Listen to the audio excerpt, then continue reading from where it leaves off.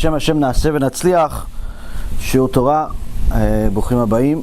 We have our weekly shiur. Usually we do on Sunday. We started a new series recently about Jewish ideology, but we'll make a little segue today and discuss a few things that are relevant to the times and also to not only what's going on with the world, but also PeSach, Baruch Hashem. PeSach is coming. We're only a couple of days away from PeSach, and Be'ezrat Hashem, it's going to be a fantastic PeSach. But also discuss, a hot subject, which is MaShiach. As much as I've told you guys that it's not really very fruitful to be Mashiach addicts, I figured I'd respond in the way of the Torah of again about this particular subject, because it seems like today everybody has a prophet that they know. Every day is a new prophet. Mashiach's coming next week. Mashiach's coming on Tuesday. Mashiach's coming on Saturday. Mashiach is coming on Shavuot. Mashiach is coming on PeSach, before PeSach, after the Seder, before the Seder. Everybody's a prophet. Gimatria Mashiach is this, Gimatria that. Everybody's a mathematician prophet. So, Zot Hashem, we have to understand that there are some Chachamim that know what they're talking about, but unfortunately sometimes the crowd distorts their words, mistranslate their words, or just simply don't understand. So it's good to clarify some of these things. And how to connect all of these three. Now, today's shiur will be for a refuah shlema for Levana bat Sarah, for Yosef ben Levana, Sarah bat Levana, for David ben Esriya, Doris bat Jora, Rav Ephraim ben Shulamit, Rabbanit Sarah bat Anat, Stefan ben Katarina, Dvora bat Mercedes, Esther bat Tzipora, Serach bat Batya, Batya bat Sarah, and all of Am Yisrael Be'ezrat Hashem have refuah shlema, refuat nefesh, refuat guf. Also for my dear friend Avraham ben Avraham, will have refuah shlema. Him, his wife, and his children Be'ezrat Hashem will have refuah shlema, refuat nefesh, refuat guf. So the preparation for PeSach for most people have never been like they are right now, because no one really ever prepared themselves for a magifa, for a plague that we have right now that's hitting the world. Even at the time of Mitzrayim, when they saw the plague, they were surprised too, even though the plague only hit the Egyptians. Am Yisrael wasn't surprised, because this is the first time they ever saw it. It was the last time that the world ever saw such a thing, where one guy could sit next to the next one. He has a plague and he's dying. He's contagious, and the other guy is standing right next to him as if it's a clear sunny day and he's on vacation. The Jew is on the Ben Israel is on vacation, having a good time. The Egyptian is suffering. Hashem Yishmor v'Yatzil. Unfortunately, the situation is not the same right now, because any 2-minute investment, as I've told you guys, 5 minutes maxed on the news, just to see what's going on, is the most I would ever say is good. But honestly, I'm lowering it to 2, because nothing really changes. Nothing really changes aside from just more horrible news, more people dying, more people infected, and more lies by the news and the governments. Who, what, when, and how. It doesn't really make a difference. Truly, it doesn't really make a difference. Last count that I saw was that over 1.2 million people have been confirmed infected by the virus, the COVID-19, and the numbers of dead people has hit already over 50,000. There are some countries that and areas that are suffering more than others percentage-wise. Like for example, Spain, Iran, Italy, these are countries that are suffering greatly, where they're literally 10% of the people that are they're reporting that are sick are dying. 10%. Now, for anyone to say, oh, well, 90% are saved. No, it doesn't mean 90% are saved. It just means 10% so far died. Baruch Hashem, there are others that are okay, get out of it, but 10% dying is atrocious. Baruch Hashem, in Eretz Yisrael, in America, the numbers are much better as far as the survival rate, at least to this extent, to this point. Baruch Hashem, Bezod Hashem will continue. You're talking about in America, it's somewhere in the neighborhood of 1%, 1.2%, something like that. I mean, sure, they have greater numbers, but still, you see that the HaKadosh Baruch Hu is simply punishing one more than the other. There's more sick here in America. They've passed over 250,000 or 300,000 or so. But the amount of people that are actually dying from it are much less. I personally know many people already, unfortunately, that have this COVID-19. But Baruch Hashem, every single one that I know, with the exception of one guy, are doing fantastic. And the one guy, Baruch Hashem, is already in last stage of recovery. Everybody else, Baruch Hashem, they have it, but Baruch Hashem, they're all okay. So you get slapped in the face, get wake up call to do some cheshbon nefesh. But if you're okay, Baruch Hashem. Unfortunately, not everybody has the same cheshbon with Hashem. There are a lot of people dying, and unfortunately, there are Jews and non-Jews. You can't say like some people thought in the beginning. Oh, this plague is only to hit the goyim. Wishful thinking, but the truth is that it's not. It's hitting everybody, and in certain aspects, it seems like it's hurting Am Yisrael percentage-wise more than it's hurting the rest of the nations, because statistically speaking, Am Yisrael is 15, 20 million that we know about out of 8 billion people in the world. So out of, let's say, the 1 million or so that are infected out of 8 billion, there really shouldn't be even one Jew sick. Statistically speaking, shouldn't be even one Jew sick.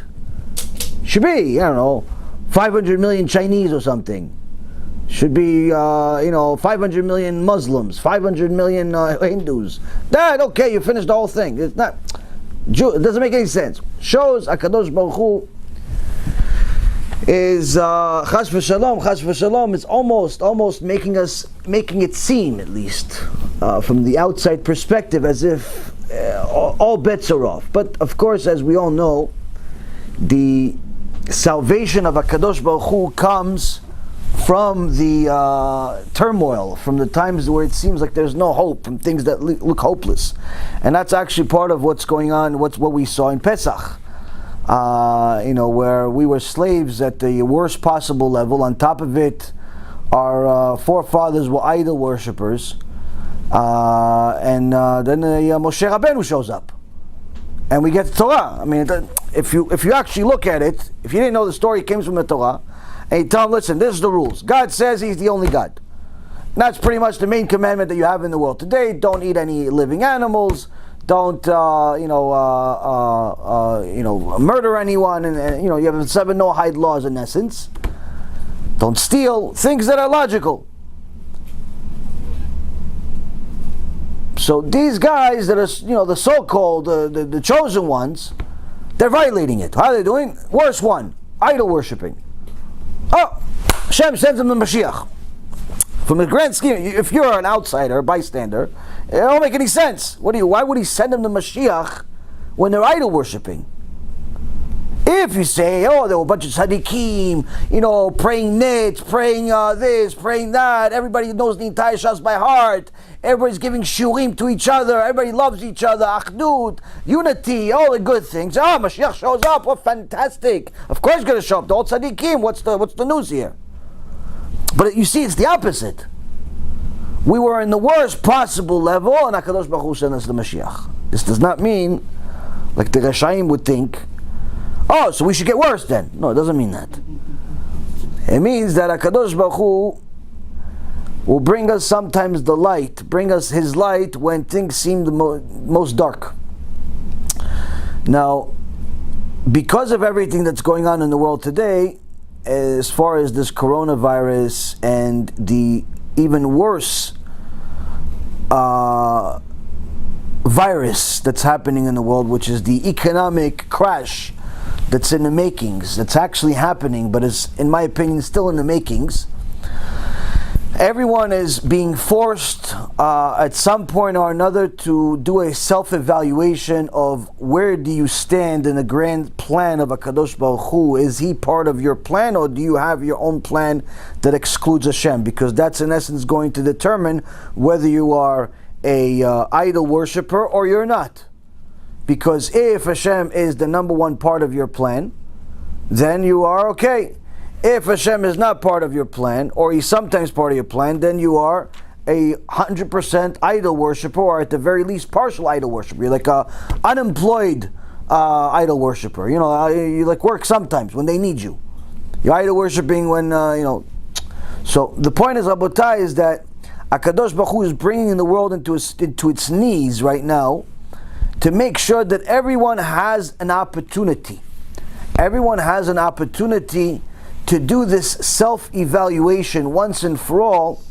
And the reason why is because anyone that read the issues that are discussed in detail in the Tanakh about what will happen before Mashiach comes knows that for sure this is not the worst it's going to get before Mashiach comes. And the reason why is because we have clear prophecies in the Torah that tell us what's going to happen before Mashiach is going to come. Now, of course, some people are going to say, "Yeah, but it doesn't. All the bad prophecies don't have to be fulfilled." You're right; they don't have to be fulfilled, assuming we have the merit for them not to be fulfilled. Meaning, if we are a generation of all righteous, and everybody starts teaching and learning real Torah, and everybody starts, observing Hashem's mitzvot like He said it and not like we want it, then sure, none of the bad prophecies will be fulfilled. Everybody is going to be Mashiach. You're going to be Mashiach. I'm going to be Mashiach. Everybody's Mashiach. Why? You're all tzaddikim. Everybody's tzaddikim. No bad prophecies. Moshe Rabbeinu is going to come and ask us for brachot. But who are we kidding? Who are we kidding? Before coronavirus, they had gay parades on a weekly basis. Toevat Hashem it's called. It's called disgusting in the eyes of Hashem to be a homosexual. Needless to say, to do it openly and publicly. And not only do they do it in different places around the world, but they do it in the Jewish capitals of the world. They do it in New York, they do it in Yerushalayim, they do it in Tel Aviv, in places where you have the most amount of Jews. I'm not talking about biblical capital. I'm talking about literally where you have the most amount of Jews. You see the biggest gay parades. The people that HaKadosh Baruch Hu says these people are an abomination. You're having parades for them. You think we're doing good? We're not going to all cancel out all the bad prophecies? On what? On what basis? What world do you live in? Where is this brain of yours come from? Pluto? Reality, you see. Then you have a situation where you have, like we talked about last week, many of the so-called religious Jews today are a little weak in certain aspects. Whether it's the way we pray in Minyan, whether it's the kavod that we give to the people that have a few dollars just because they have a few dollars. So we give them an aliyah even though we know they drove to shul on Shabbat. We put their name on the building just because they donated the money, even though we know that they're Mechalei Shabbat or they're idol worshippers in some aspects. No, but Rabbi, we're not going to get the money if we don't give them the kavod, so don't take the money. What do you mean? Then we're not going to have a yeshiva. Who said? Who said you're not going to have a yeshiva if he doesn't donate? Well, what do you mean, Rabbi? He has the $1 million. I need the yeshiva. The two is a good match. Who said it's a good match? Who said HaKadosh Baruch Hu wants your yeshiva bichlal? Why? There's going to be a lot of Torah going to be learned there. Who said it's going to be a lot of good Torah? Who said? If the money comes from a non-kosher place, you can bet your house nothing's good going to come out of it. Nothing good is going to come out of it. The Klosenberger Rebbe, Allah Shalom, Ish Kodesh, is Tfilat Mincha is better than any of ours tefillat ne'ilah for Yom Kippur. It's regular day-to-day tefillah. I heard his tefillah a couple of times. I can't handle it. I'm telling you, you hear his tefillah, regular tefillah, everyday tefillah, you just start crying. You have no idea what's happening, what's he saying, what's he not saying. All you know is that this guy, he knows what he's doing. Him and Hashem, they're best friends. They're best friends. Why? He's crying to HaKadosh Baruch Hu and we don't even know how to cry. He built an empire. The Tzantz empire, hospitals, yeshivot, places to help the poor and the sick, an empire, different parts of the world, whether it was in Germany or it was in America or in Netanya and Israel, all over the world, huge, Baruch Hashem, huge congregation, huge chassidut, to this day. So he needed millions of dollars. Not like, oh, let's play, we have a little campaign, $100,000 to help some poor people. Okay, Baruch Hashem, we reached already thousands of people. But I'm talking about this is what he would do on a daily basis. A guy comes to him one time and says, listen, Rabbi, one of his chassidim says, listen, Rabbi, I have this guy, he's a gvir, he has money, he wants to donate. Okay, so let me talk to him. So he comes, sits down with him, and he sees the guy's an older man. And the Admo Mitzantz, the Klosenberger Rebbe, says to him, so what do you do? The guy says, oh, no, I have these businesses, this, that, all these types of businesses. So he says to him, oh, so you must be very busy running all your businesses. And he says to him, no, Kvod Harav, all my businesses, they already run themselves. So I don't need to run them anymore. No, most of the time I just spend with my friends. I go play some cards at the casino, have a good time. Relax, Rabbi. Baruch Hashem. He said, Baruch Hashem. He said, Baruch Hashem. He didn't say Baruch Yeshu. He said, Baruch Hashem, he says. Tzaddik, yeah, no? And he's got a check, big check, 7-figure, 8-figure check. He says to him, Baruch Hashem, Kvod Harav, everything's okay, I can just relax. Now everybody's excited to see the check. The Klosenberger Rebbe's face changes. He looks at the 70-year-old man and he says to him, Ata lo mitbayesh? Don't you have any shame? Don't you have shame? What shame? What did I do, Rabbi? Don't you have any shame? You're already 70 years old and all you do is waste your time. When are you going to learn Torah? You're almost going to die soon. When are you going to learn Torah? And what? You're relying on the fact that you give some money to build yeshivot. You think that's going to help you? You're going to Gehenom. Not only are you going to Gehenom for not learning Torah, you're going to Gehenom for the tzedakah that you gave, he tells him, in front of people. You're going to Gehenom for the tzedakah that you gave. Because that money that you made it gambling. Which means that the money is not kosher. And that non-kosher money fed these holy kids, these tinokot shel bet rabban that never sinned. It fed them, and that means that when they eat your food from your money, it was not kosher money, they couldn't understand the Torah that they learned. You're going to suffer in Gehenom for causing them to learn such Torah. Nobody in the world expected this to come from the Klosenberger Rebbe, a person that was inside the Holocaust, lost 10 of his kids and his wife in the Holocaust, saw death in front of his face, loved every Jew. No one expected this. They saw it, everyone's shocked. No one dares to say a word, including the rich guy.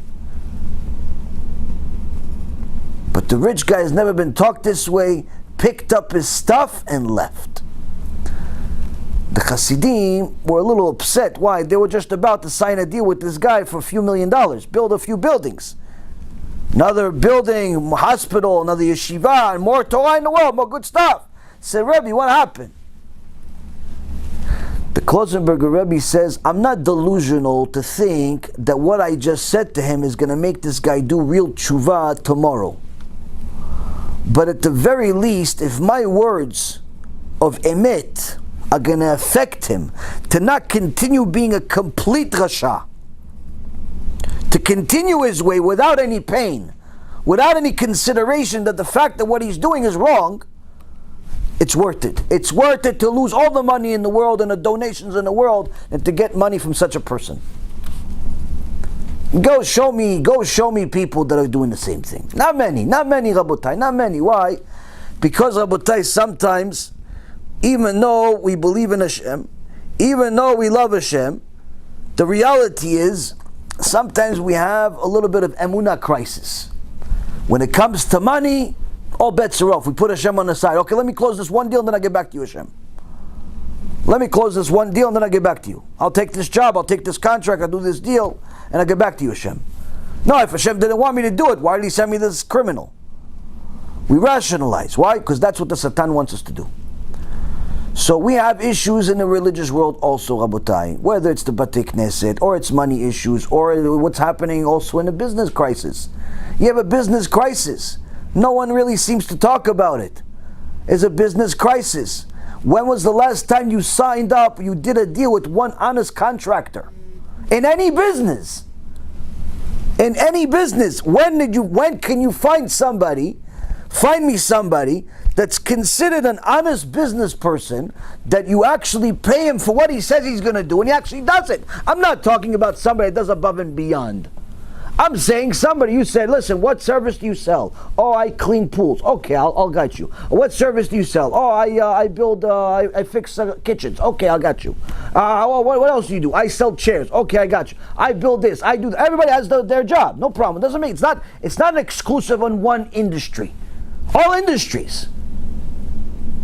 You tell the guy, what do you do? I do this, this, and this. How much is it going to cost? It's going to cost this, this, and this. You negotiate, you don't negotiate, whatever you want to do. I personally, throughout my whole life, don't like negotiating, and I don't negotiate, which I know is not really Jewish. But I don't negotiate. Why? First of all, I don't see the purpose. I just don't see the purpose of negotiating. If the guy's cheating me, I don't want to do business with him anyway. And if the guy is making a living, let him make a living. I don't know, for some reason people think that no one has a right to make a living except them. It doesn't make any sense to me. It doesn't make any sense. People don't want anyone to make a living. It also happens sometimes now where people say, listen, I want to donate money. Can I send it to some type of terminal without charging a fee? And I say, yeah, you can. You can send a check. I mean, it's inconvenient. You could write a check, send a check, donation of a check. Oh, no, is there any other way? I don't know. You could do other things, but why don't you just send it on the website? No, they're going to charge me a fee. I said, yeah, they're a bank. They're a merchant bank. They make money. Well, I don't like paying fees. Oh, I don't like paying fees either. No one likes to pay fees, but at the end of the day, it's convenient, and you have to pay for convenience. And if anything, you should be happy. You should be happy to pay a fee. Why? If they didn't have a business, if nobody was going to pay a fee, guess what? You wouldn't have this convenience. If PayPal and all of these other merchant banking companies did not allow you to do what you're doing, guess what? Business will go back to the way it was the days of Antiochus. You'd have to travel with your horse with the cash in the back seat.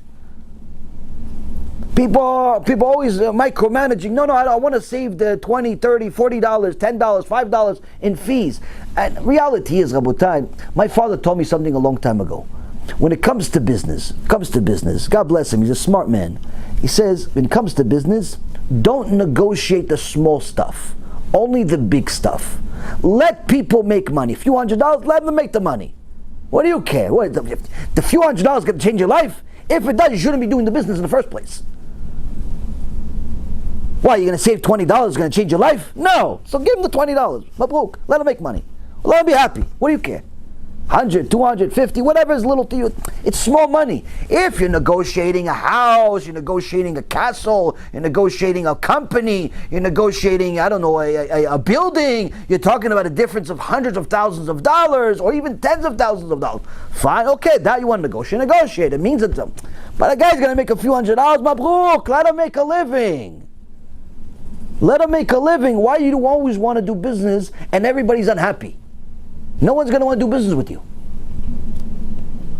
No one's going to want to do business with you. Why? Because you're the miserable, doesn't want anybody to eat. Only you. It's a very, very bad trait that people have. Now again, I understand people want to save. No. But Rabbi, it's not about that. It's about because I want every one of my dollars to go towards the kiruv, towards the mitzvah. It is. Even if you're paying a fee, it's going towards that. Why? Because that is a convenience of getting the money today versus getting the money in a week from now.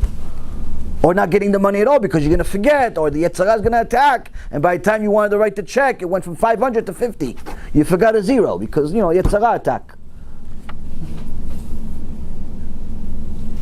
That's what happens. Rabotai, don't negotiate small fees. Don't waste your time. Don't waste your time. Don't try to save money on that stuff. If HaKadosh Baruch Hu did not have all these conveniences in the world, we wouldn't be able to do a lot of things that we do right now. To be honest with you, this whole campaign that we did with the Eretz Yisrael, with feeding all the poor people, if it wasn't for the conveniences that HaKadosh Baruch Hu provided for us, the banking and stuff like that, it would be impossible. Because as we're sending, and it got to a point where there was more demand than there was money. So we just sent 20,000 ahead of time. Why? We said, listen, I'm not going to wait for people to send. I have the extra 20,000. I said it's going. Yeah, but what about the other stuff HaKadosh Baruch Hu is going to send? Why? Kadosh Baruch Hu wrote, Mi ekdimani v'ashalem. Who did me a favor first? And I'll pay him right away. Meaning in reality, no one does Hashem a favor first. And as you would have it, right before it, there was a few donors that felt extra generous. They gave us a small, first time in history of Be'ezrat Hashem, we had a surplus. Right before we started the campaign. We didn't know why we had a surplus. I asked Rabbi Chaim, I asked the Rabbanit, I said, guys, we have a meeting. Why? We have danger. Why danger? For the first time in history, since we started the organization, we have a surplus. Usually we're in a deficit. Usually we don't have money to eat. Right now we have too much money. What's going on here? Maybe HaKadosh Baruch Hu is paying us in this world to destroy us. Rabbi Chaim said, no, don't worry, it's going to be, we're doing good, don't worry. Rabbanit says, well, ask Rabbi Chaim. Baruch Hashem Ishtabach Shimo. The idea came up, we have to do campaign, PeSach's coming. We're going to do campaign. Last year we did 10,000. This year we're going to do more. How much more? We're going to do 100,000. We're going to get 100,000. I don't know. We're going to get 100,000. Ishtabach Shimo La'ad. We're almost there. We're almost there. We had no idea who, what, when, and how, but we said, let's go. How are we going to start the campaign? We'll send the money, but we didn't get any money yet. Yeah, but we'll send it anyway. Why? We have this extra money. It's Hashem's kids, not our kids. It's Hashem's kids. Send the extra money that we have. So we send the extra money. And HaKadosh Baruch Hu fulfilled the verse, Mi ekdimani v'ashalem. Who did me a favor first, and I'll pay him. But the reality is, if it wasn't for the convenience that HaKadosh Baruch Hu provided to give us the ability to send things right away from bank to bank, right to the people, right to the grocery store, right to different places, all over Eretz Yisrael, in Yavne, in Yerushalayim, in Netanya. We're talking about thousands of people. Thousands of people are eating PeSach, are going to be eating PeSach because of all of the generosity of people. Ishtabach Shemo. Now, of course, all of this cost money, and there's banking fees, and there's a conversion rates of currency, and you sent them 10,000, and they really only get 9,000 because this one wants to make money and that one wants to get money. Who cares? He's going to eat. Do you think he should say, you know what? I'm not going to eat for PeSach. Why? It's going to cost you $100. I don't forget it. I'm not going to eat. We're going to fast. We're going to fast this year because it's going to cost you $100 and cost you $1,000 to pay for fee for PayPal. It's going to cost you $100,000 for this, for that. And you know what? We're all going to starve. It's okay. Just don't pay the fee. Just don't pay the banking fee, Rabbi. Don't pay Chas v'Shalom. Don't, Rabbi. Banking fee. No, we're all going to fast. Am Yisrael's going to fast. We're putting cherem. We're all going to fast. No seder. We're going to eat last year's afikuman that was left. Just don't. Guys, Rabotai, please, don't let the Yetzirah fool you. There are tools that HaKadosh Baruch Hu provided. Use them. Use them. If you're such a organized person that you have such a thing where you could send things and you want to save money on the stamps and on the fees and all this stuff, you want to send it through Zelle or Venmo, or you want to sell a check, all that stuff, you want to do it. But don't let that stuff get in the way too much. Let people make money on you. It's okay. It's not going to affect your parnasah. And it doesn't turn you into a sucker either. It doesn't. Why? HaKadosh Baruch Hu decided how much money you're going to make anyway. HaKadosh Baruch Hu decided how much money you're going to make anyway. You don't make a difference if you pay that extra $5 or $10 or $50 to PayPal. You decide how much money you're going to make anyway.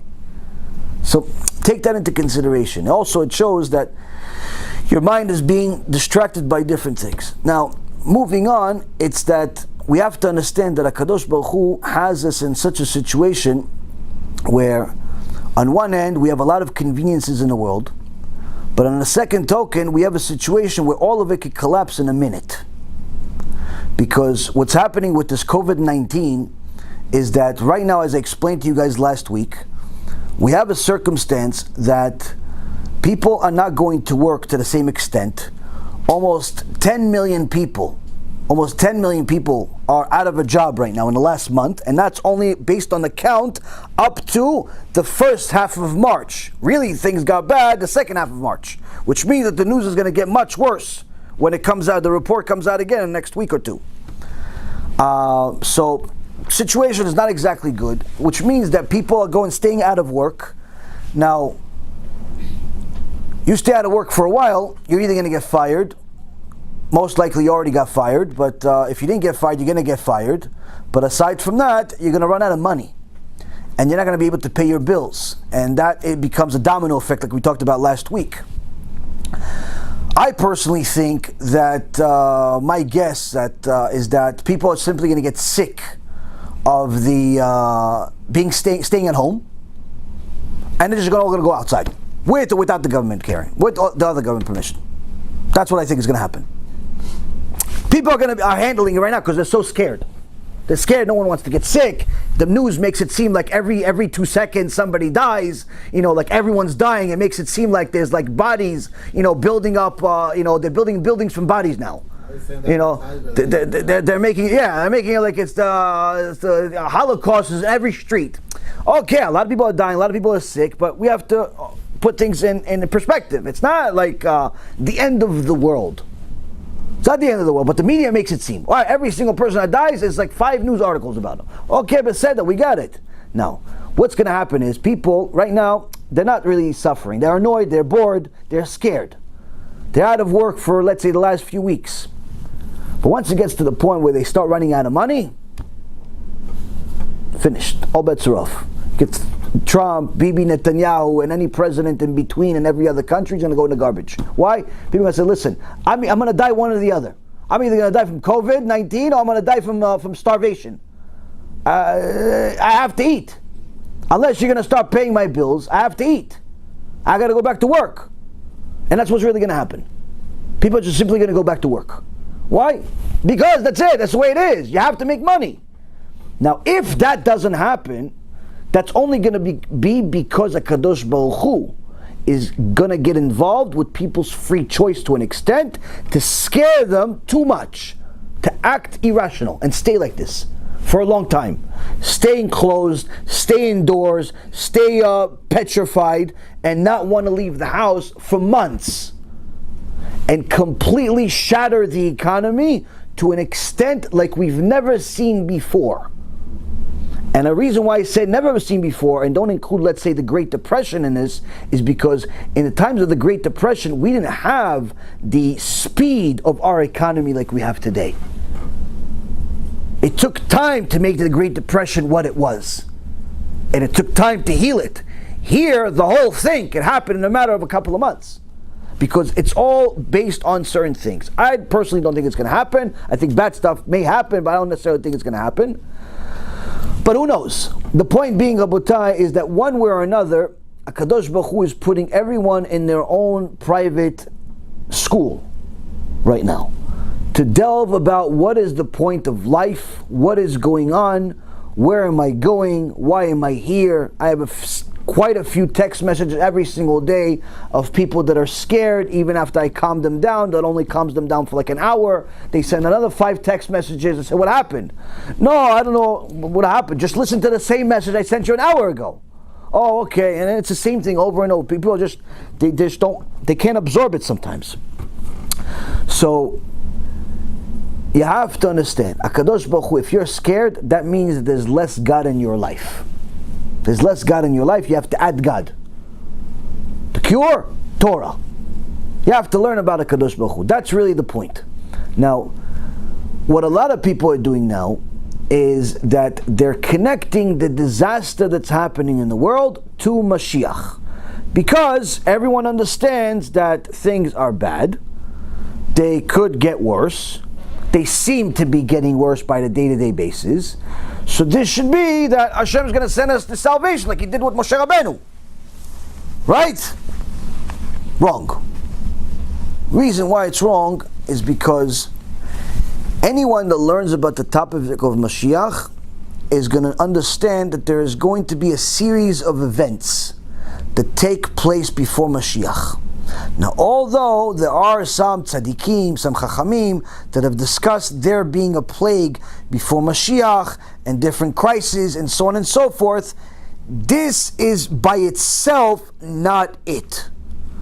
Only if it gets much, much worse, where the numbers magnify to the hundreds of millions and more, will this go into that argument. And the reason why is because, again, it says that the whole world is going to have to be in a situation, a circumstance, where there's going to be en alimi lismoch el avinu shebashamayim.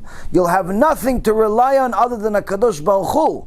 The truth is that even though that's true for perhaps you and I, and for the people that are watching, and for the people that maybe are religious and watching in other places, that's not the majority of the world. That's not the majority of the world. Majority of the world is coasting. A lot of people are coasting. A lot of people are just on vacation right now. Just taking a walk, strolling. Oh, there's no work this week. Oh, okay, good. We'll ride the bike. I see in my neighborhood people riding the bike, the little ducks. Father, mother, son, daughter, uncle, kid, everybody. Everybody's riding a bike. They're all on vacation. They're all tourists. But they live right there. They ride their bike. They're riding a bike. Everybody's riding a bike. They're having a good time. They're having a barbecue. Everybody's a good time. Vast majority of people, they're not like the news. Yeah, of course, there's a lot of sick people in different places in New York and this and that. But generally speaking, most people are almost unaffected. Uncomfortable, bored maybe, but not to the extent where we could say this is in the same level as like the Holocaust, Chas v'Shalom. Now, why do I mention the Holocaust? Because we have specific statements from the Chachamim that it's going to be worse than the Holocaust. The Chafetz Chaim said to his Talmidim, Rav Wasserman being one of them, says the Gog uMagog has 3 sections, 3 parts. First part is going to be World War I. World War I made every war before it that we know on record seem like it was kindergarten. And that's what happened. He said the next war that's coming, which was in the future for him at the time that he said this, is going to make World War I seem like it was kindergarten. And that's what happened. World War II made World War I seem like it was kindergarten. Tens of millions of people were dead. Tens of millions. Countries are not tens of millions sometimes. Countries. Tens of millions of people. Did horrible, horrible things. And he said the last part of Gog uMagog is going to make World War II seem like kindergarten. Kindergarten is just making it seem like it's going to be small, not people on bicycles. To be clear, no one's on bicycles during World War III. So the truth is, Rabotai, if this is Hashem's last hurrah before He brings Mashiach Tzidkenu, I'm sorry, but it's going to get much worse. Not because we want it, but rather because we need it. In the commentary on the Haggadah that we're writing, Baruch Hashem, Rabbi Ephraim brings one of the Chidushim from the Chachamim, and he says, how come in the beginning of the Haggadah it brings us something very peculiar, where it says that in all the Haggadot, whether Ashkenazi or Sfaradi, it says that, look, from the beginning of time, your forefathers were idol worshippers.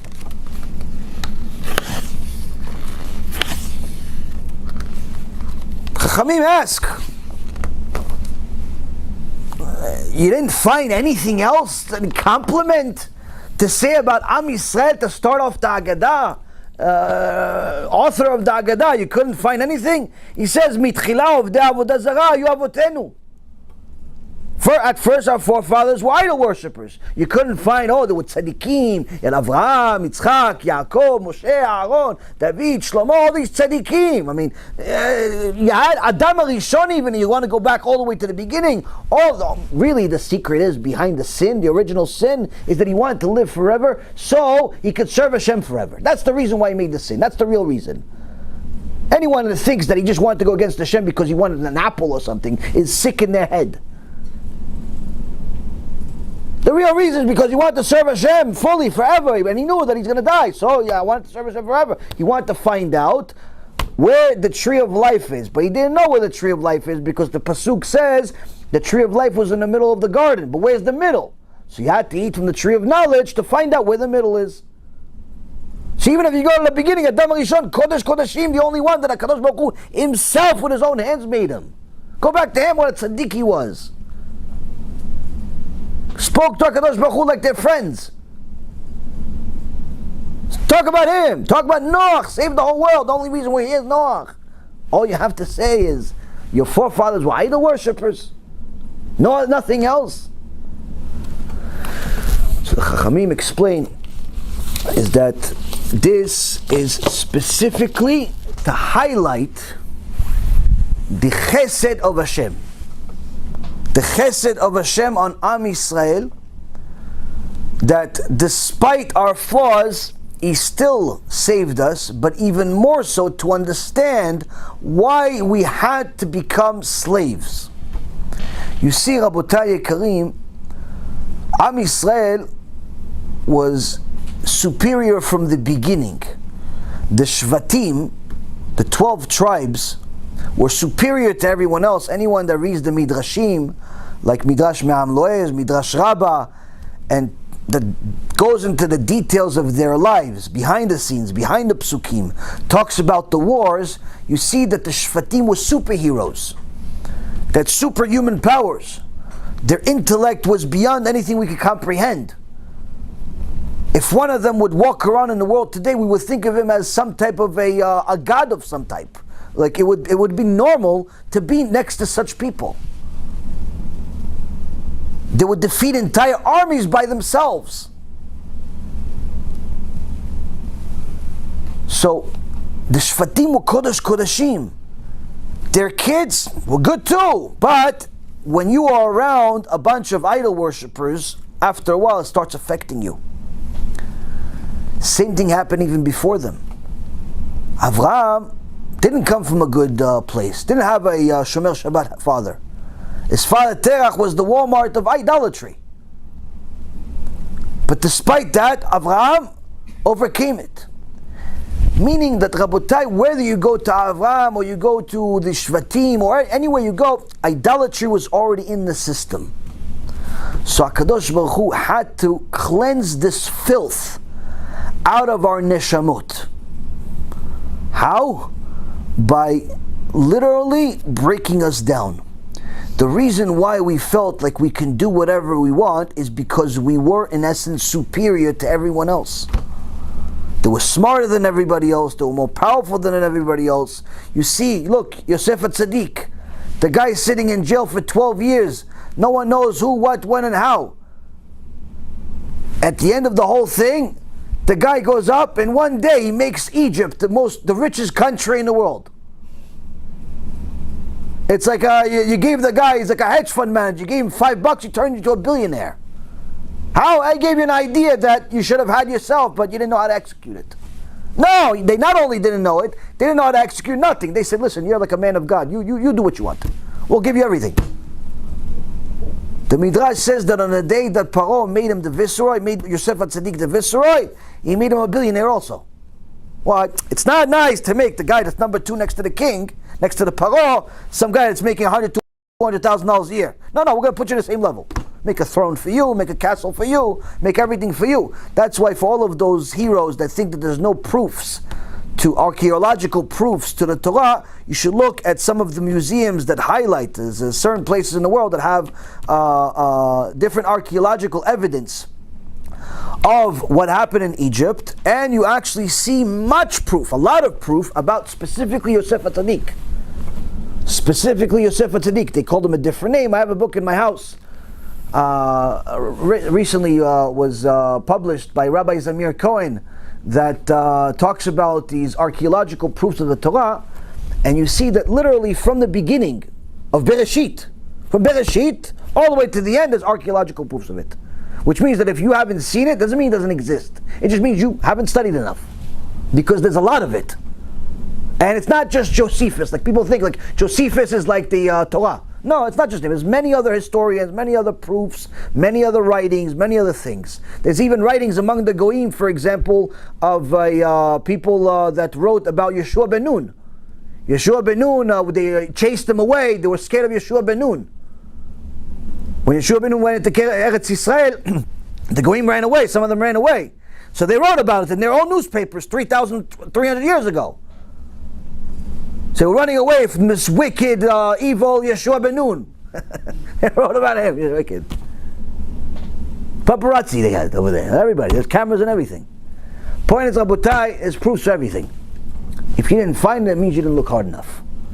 Now, the beauty is, Rabotai, is that Am Yisrael was superior, was full of geniuses, powerful people. But that also builds into your gava, builds into your ego. And HaKadosh Baruch Hu says, Toivat Hashem kol gvalev. I can't stand people that are arrogant. And he had to break us down because of our superiority, we started doing things that weren't like the original agreement. We started worshiping idols because the idols in those times actually worked. Hashem made a test in that time that the idols actually had powers.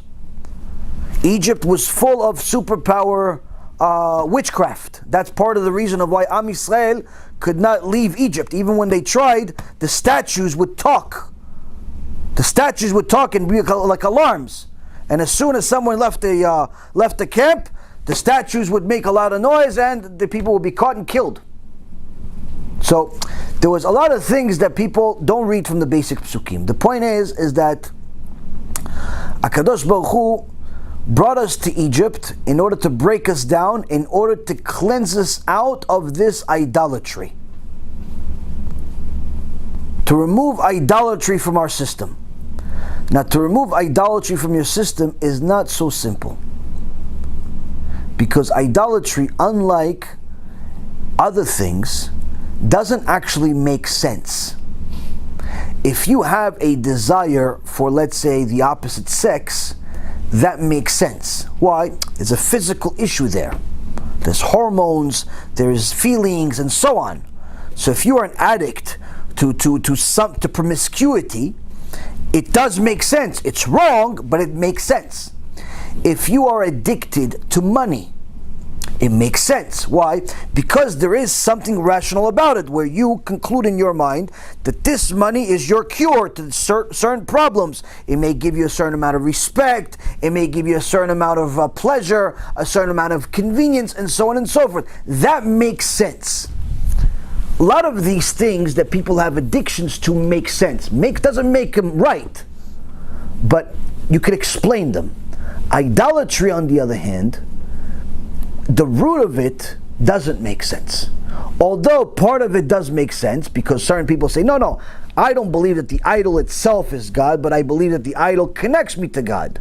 But the truth is, if you know about idolatry and you know about HaKadosh Baruch Hu himself, this God that you believe in, or you say you believe in, the two cannot connect.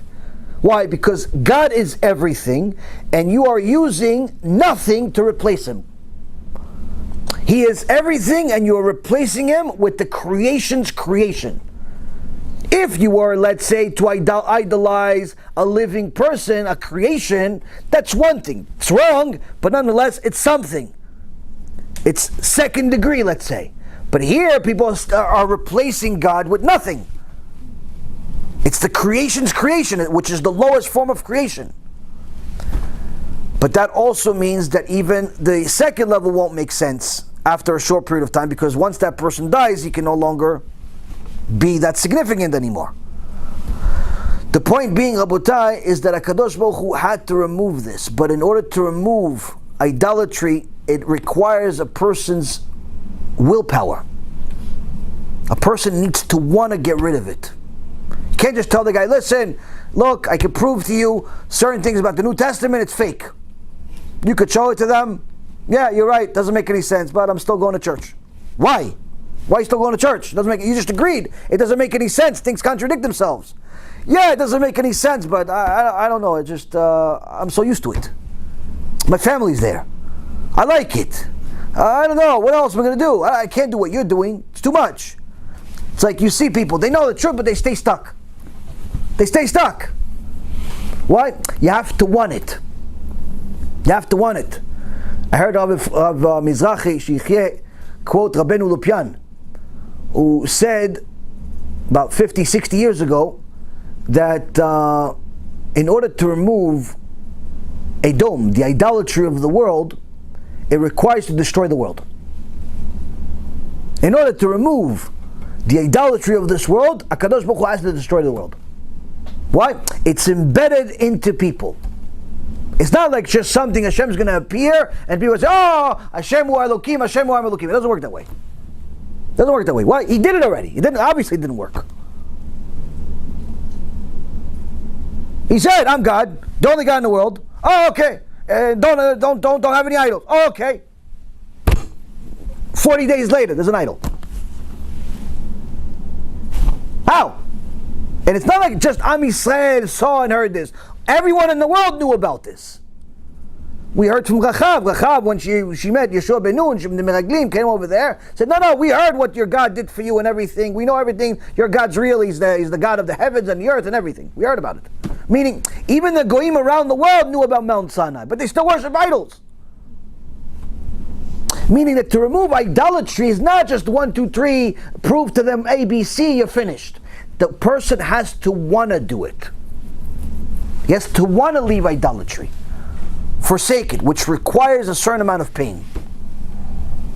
First part of the pain is admitting that your life until this point has been a complete lie. That is the pain of destroying your own ego. Right? Imagine, you're alive in this world 20, 30, 40, 50, 60, 70 years. The more years, the more embarrassment it is. The bigger the ego. Okay, you live in this world 40, 50 years. By the way, everything you've lived, the foundation of everything you have is fake. Fake news. It's like a movie, Hashem Yirachem. In the past, I saw a movie 20 years ago, whenever it was. There was a actor that he himself was in a movie. And he didn't know his whole life. He grew up in a movie. And he didn't know. And then one day he found out. And he realized his whole life was a lie. Imagine that. Imagine your whole life, you're like a character in a movie, but you don't know it. And then one day you find out, which means that your relationship is fake. Why? Because they're all actors. Your parents are not your parents, they're actors too. Your brothers are not your brothers, they're actors also. Even your dog is fake. Everything is fake. What a disaster that is. What a disaster. Your whole life is fake. Your feelings can't be true. Why? Because it's fake. So that's number one. Person has to, when it recognizes that their whole life is fake until now, it's hard. It hurts. Painful. Second part is now you have to muster up the willpower to go chase the truth again. With the faith required that this time you're not going to make a mistake. You know how much willpower that requires? Everything. Whatever you have, plus more. Why? Because to chase the truth, Hashem doesn't make it easy. And that requires every day. Third part of the pain is now you have to make decisions based on this new findings. What's the decision? Forsaking your past completely. Meaning, all those relationships, whether it be with family, friends, or whoever, that are anti your real truth, your new truth, you cannot maintain these relationships very much. Why? Because the more you go, even if you're not doing anything actively, the longer you go into this new world, this new truth, the more of a separation you have from the old falsehood. The less you have in common, the less you can discuss, the less you see on the same page. You just simply don't see alike. you start seeing there's tension, even if you don't say anything about it. Some people are very vocal about it. Some people are very quiet about it. Whatever your strategy is, either way, the relationship dies. One way or the other, it's going to die. And if it's alive, it's because you haven't really forsaken it yet, which means you're not there yet. If all of your past relationships before doing tshuva are still exactly the same as they were before you did tshuva, there's something wrong. Why? It doesn't make sense that Rabbi Shimon Bar Yochai is going to be best friends with Esav. It doesn't make any sense. It doesn't make any sense. It means that you're still a little bit of Esav. A little bit, like half, 75%, 80, 90. But you look like a Jew. You look like Yaakov. You look like it. You go to Kollel. Come to the shiur once a week. Pretend. Make pretend. Okay, you're not pretending. No, you have to make a change. Yeah, but it hurts, Rabbi. That's the point. HaKadosh Baruch Hu wants us to hurt. Why? He was hurt. He was hurt for a long time. In order for us to take HaKadosh Baruch Hu 100%, we have to make some sacrifices. And that's hard. Doesn't mean you start saying, everybody, listen guys, I'm religious now, I hate all of you. No, it doesn't mean that. It doesn't mean that. But it means that there are certain choices you have to make. What is this like? This is what HaKadosh Baruch Hu told us to do as a people in Egypt. After we've been destroyed for a couple of 100 years, we're there in Egypt. It's hot, and we're outside with no air conditioners. And they're not feeding us. And some say they were feeding us only matzah, which might as well don't feed us with the stomach problems it gives. And I actually like matzah, but Baruch Hashem, it's good for my stomach too. The point is, Rabotai, is that people were not having a good time. Why? They were carrying a kid for 9 months, then the Egyptian kills him. Shem Yerachem. The guy's working non-stop without even getting paid. He doesn't meet his quota. He missed one stone. They take his kid, put him in front instead of the stone. What kind of a job? What kind of job is this? It's a nightmare. So now you're seeing your friends, your family, all types of people die. You have no purpose. You don't know what to do. You don't know what to say. They're mistreating you in every single way. They're torturing you in every single way for years. And then HaKadosh Baruch Hu says, okay, I'll take you out. Okay, Baruch Hashem, good. What do we do? You have to take their idol. Who's there? The Egyptians. I'm scared of the Egyptians. Okay, yeah, it's the point. You're scared of the Egyptians? Listen, I did all the plagues. You saw the plagues? Yeah, I saw the plagues. Dam, Tzfardea, Kinim, all that stuff, you saw it? Yeah, God, that was fantastic. Great show, God. Great show, I loved it. The blood was really amazing. We got really rich off of it. We sold them our water, we got rich. The Tzfardea, we saw the Egyptians, they couldn't sleep at night, like they didn't let us sleep at night, because the frog was inside them, making all day. It was fantastic, Hashem. What a show. What a show. Then you had the polar bear and the eagle and the snake and all these things appear just in their houses, not our houses. Hashem, it was like the zoo, but it was like live. Amazing. I love the show. Okay, guys, you like the show? Good. Okay, last hurrah right now. You want me to take you out? Yeah, Hashem for sure. What are you doing? What are you waiting for? Wait for one thing. Go, the Egyptians. The Egyptians? Yeah, Egyptians. Go, bring their God. Which God? Bring their goat. Bring their goat, tie it to your beds for a few days. Well, after we kill it? No. Leave it alive. But God, he's going to make noise. Yeah. Hold on a second. God, if it makes noise, the Egyptians are going to come. They're going to say, what is going on? And they're going to see our houses that don't have doors. They're going to see that we tied their God to the bed. He said, yeah, exactly. What are we going to say then? Tell them, this is your God, right? He goes, yeah, it's my God. Yeah, we're going to kill him in a few days.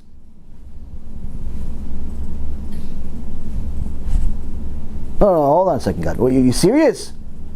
This was the conversation. They told Moshe Rabbeinu, are you serious? Moshe Rabbeinu came to HaKadosh Baruch Hu. He said, HaKadosh Baruch Hu, are you serious? The Jews, the Am Yisrael, Bnei Yisrael, they're petrified already from the Egyptians. You're telling them to take the Egyptian God, tie it to the bed, let him make all the noise in the world for 3 days, make sure the Egyptians come. Like it's enough noise that all the neighbors are complaining. Make sure they come, show them the thing, say, by the way, that's your God, right? I'm going to cook them a barbecue in a few days. They're going to kill all of them. HaKadosh Baruch Hu says to Moshe Rabbeinu, if they don't do it, I'm not taking them out of Egypt. He says to him, I swear on my name, if they don't do this, I'm not taking them out of Egypt. Die in Egypt.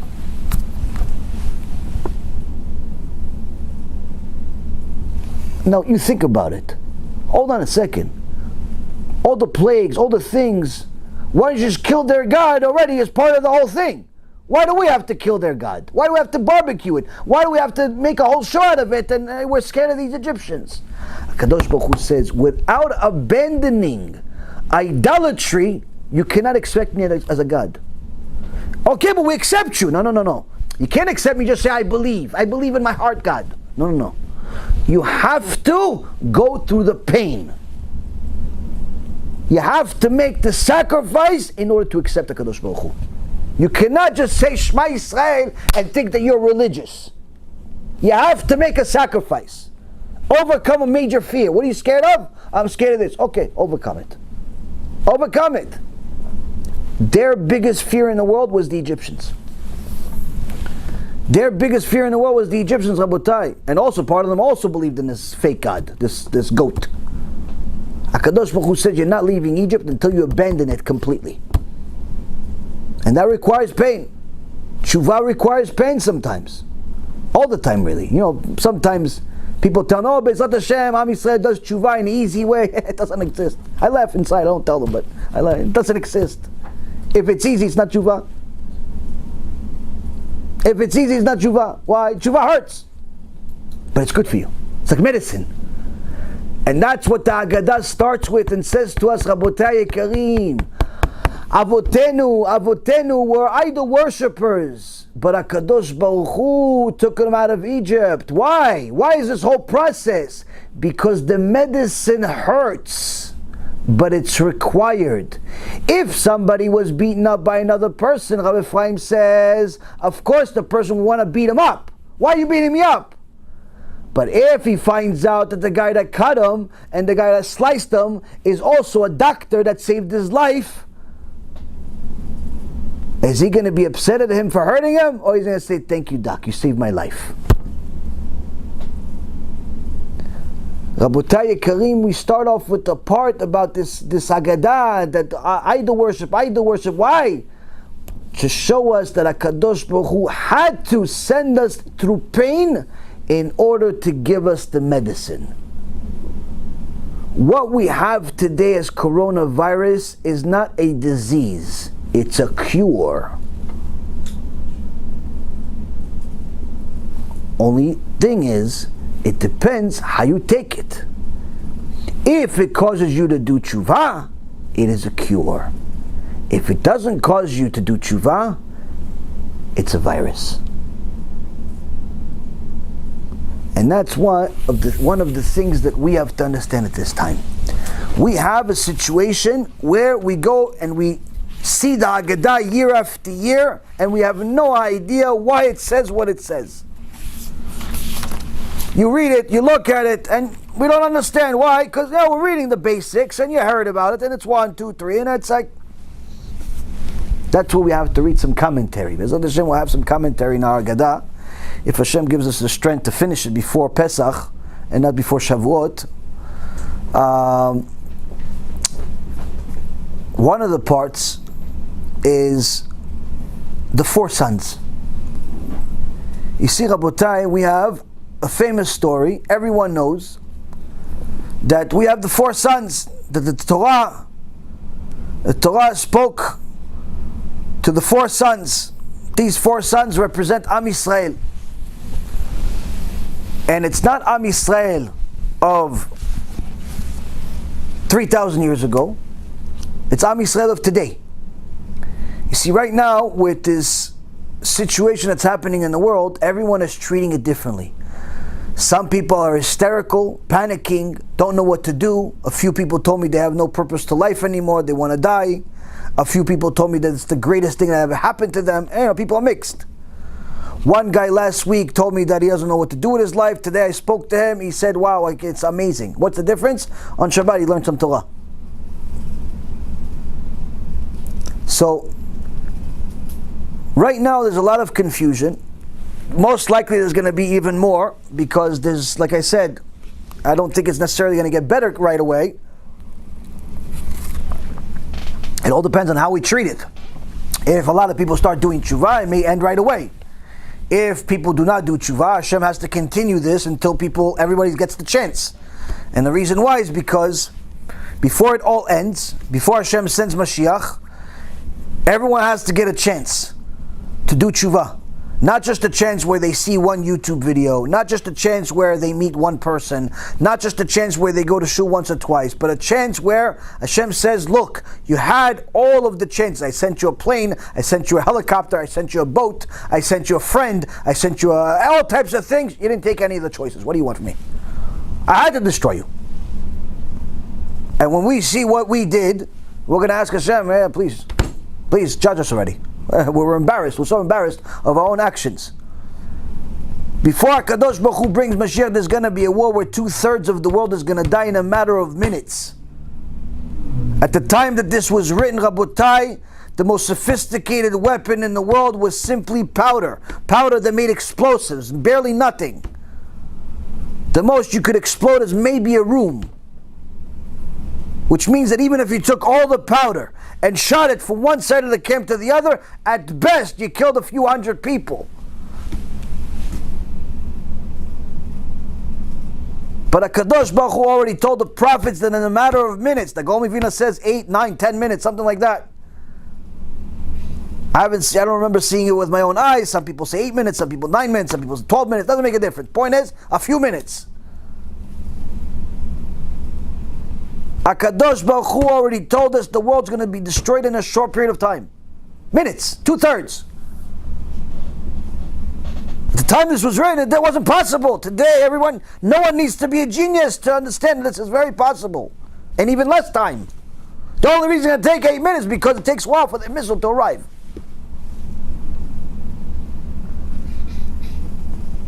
So the reality is that that's the 2/3. What about the last third? The last third, HaKadosh Baruch Hu says, I'm going to test them and refine them like you refine gold and silver. Anyone ever see gold refining? It's a very pretty process if it's on gold, not on people. If it's on gold, it's fantastic. They take the bar, they put it in this lava, and everything turns into lava. You can't really tell the difference between the lava and the gold, and you have this thing, and then they make a bar out of it. It's cool, really, really cool. Only difference is, it weighs a whole lot less. Why does it weigh a whole lot less? Because it removes this whole process of melting this gold, removes all of the foreign non-gold metals.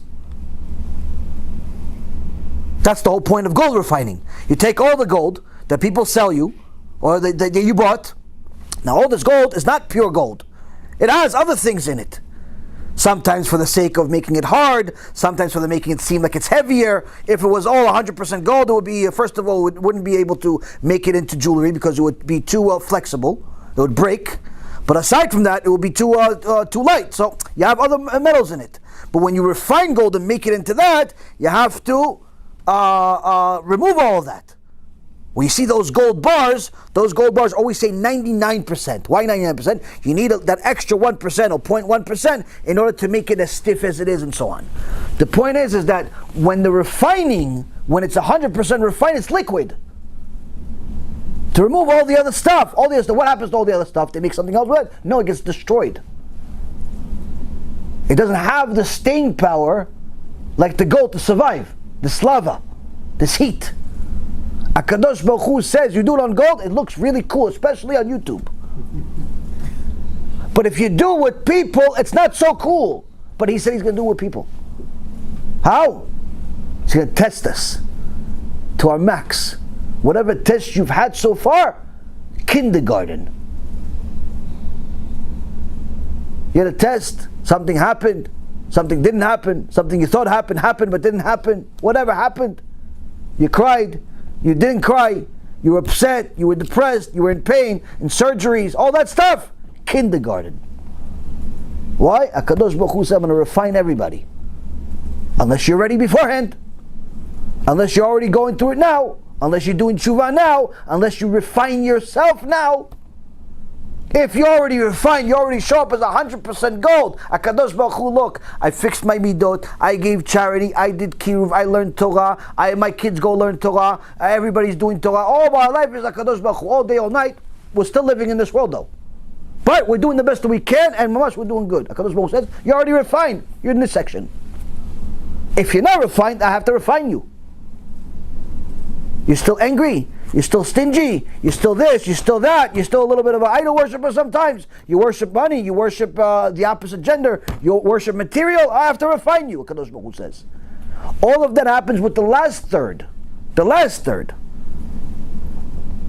The good ones. And not all of them survive. Some of them end up just being that piece of metal that goes to nothing. So, that means, Rabotai, that HaKadosh Baruch Hu is trying to tell us that with all of the craziness that's happening today, this is part of that process, to prepare us for that process. And now what is going to help us? Understanding the first part of the Haggadah is going to help us tremendously.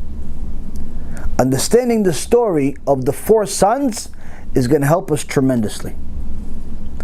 And this is what it says. Baruch HaMakom, Baruch Hu. Blessed is the ever-present one. Blessed is he who gave the Torah to his people of Israel. The Torah speaks of 4 sons.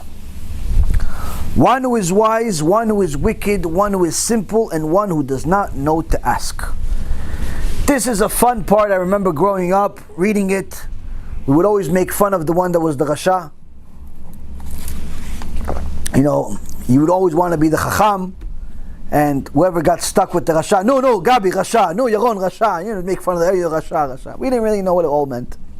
In reality, when you read the commentary on this, the Rasha seems like he's a Gdol Ador already, he's such a genius. The Chacham seems like he's like a prophet. Every one of them seems like all the commentary on this stuff is amazing. But the point is that each one is representing a different part of Am Yisrael, a different part of that people that HaKadosh Baruch Hu says, these are my chosen people. It also represents parts of the people in the world, the nations, the foreigners, who they choose to be. So it says, Chacham HaUmer, the wise one, what does he say?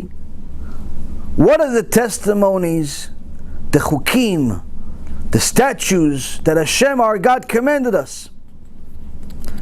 Now, the wise one is clearly asking a question to show that he's interested. Now,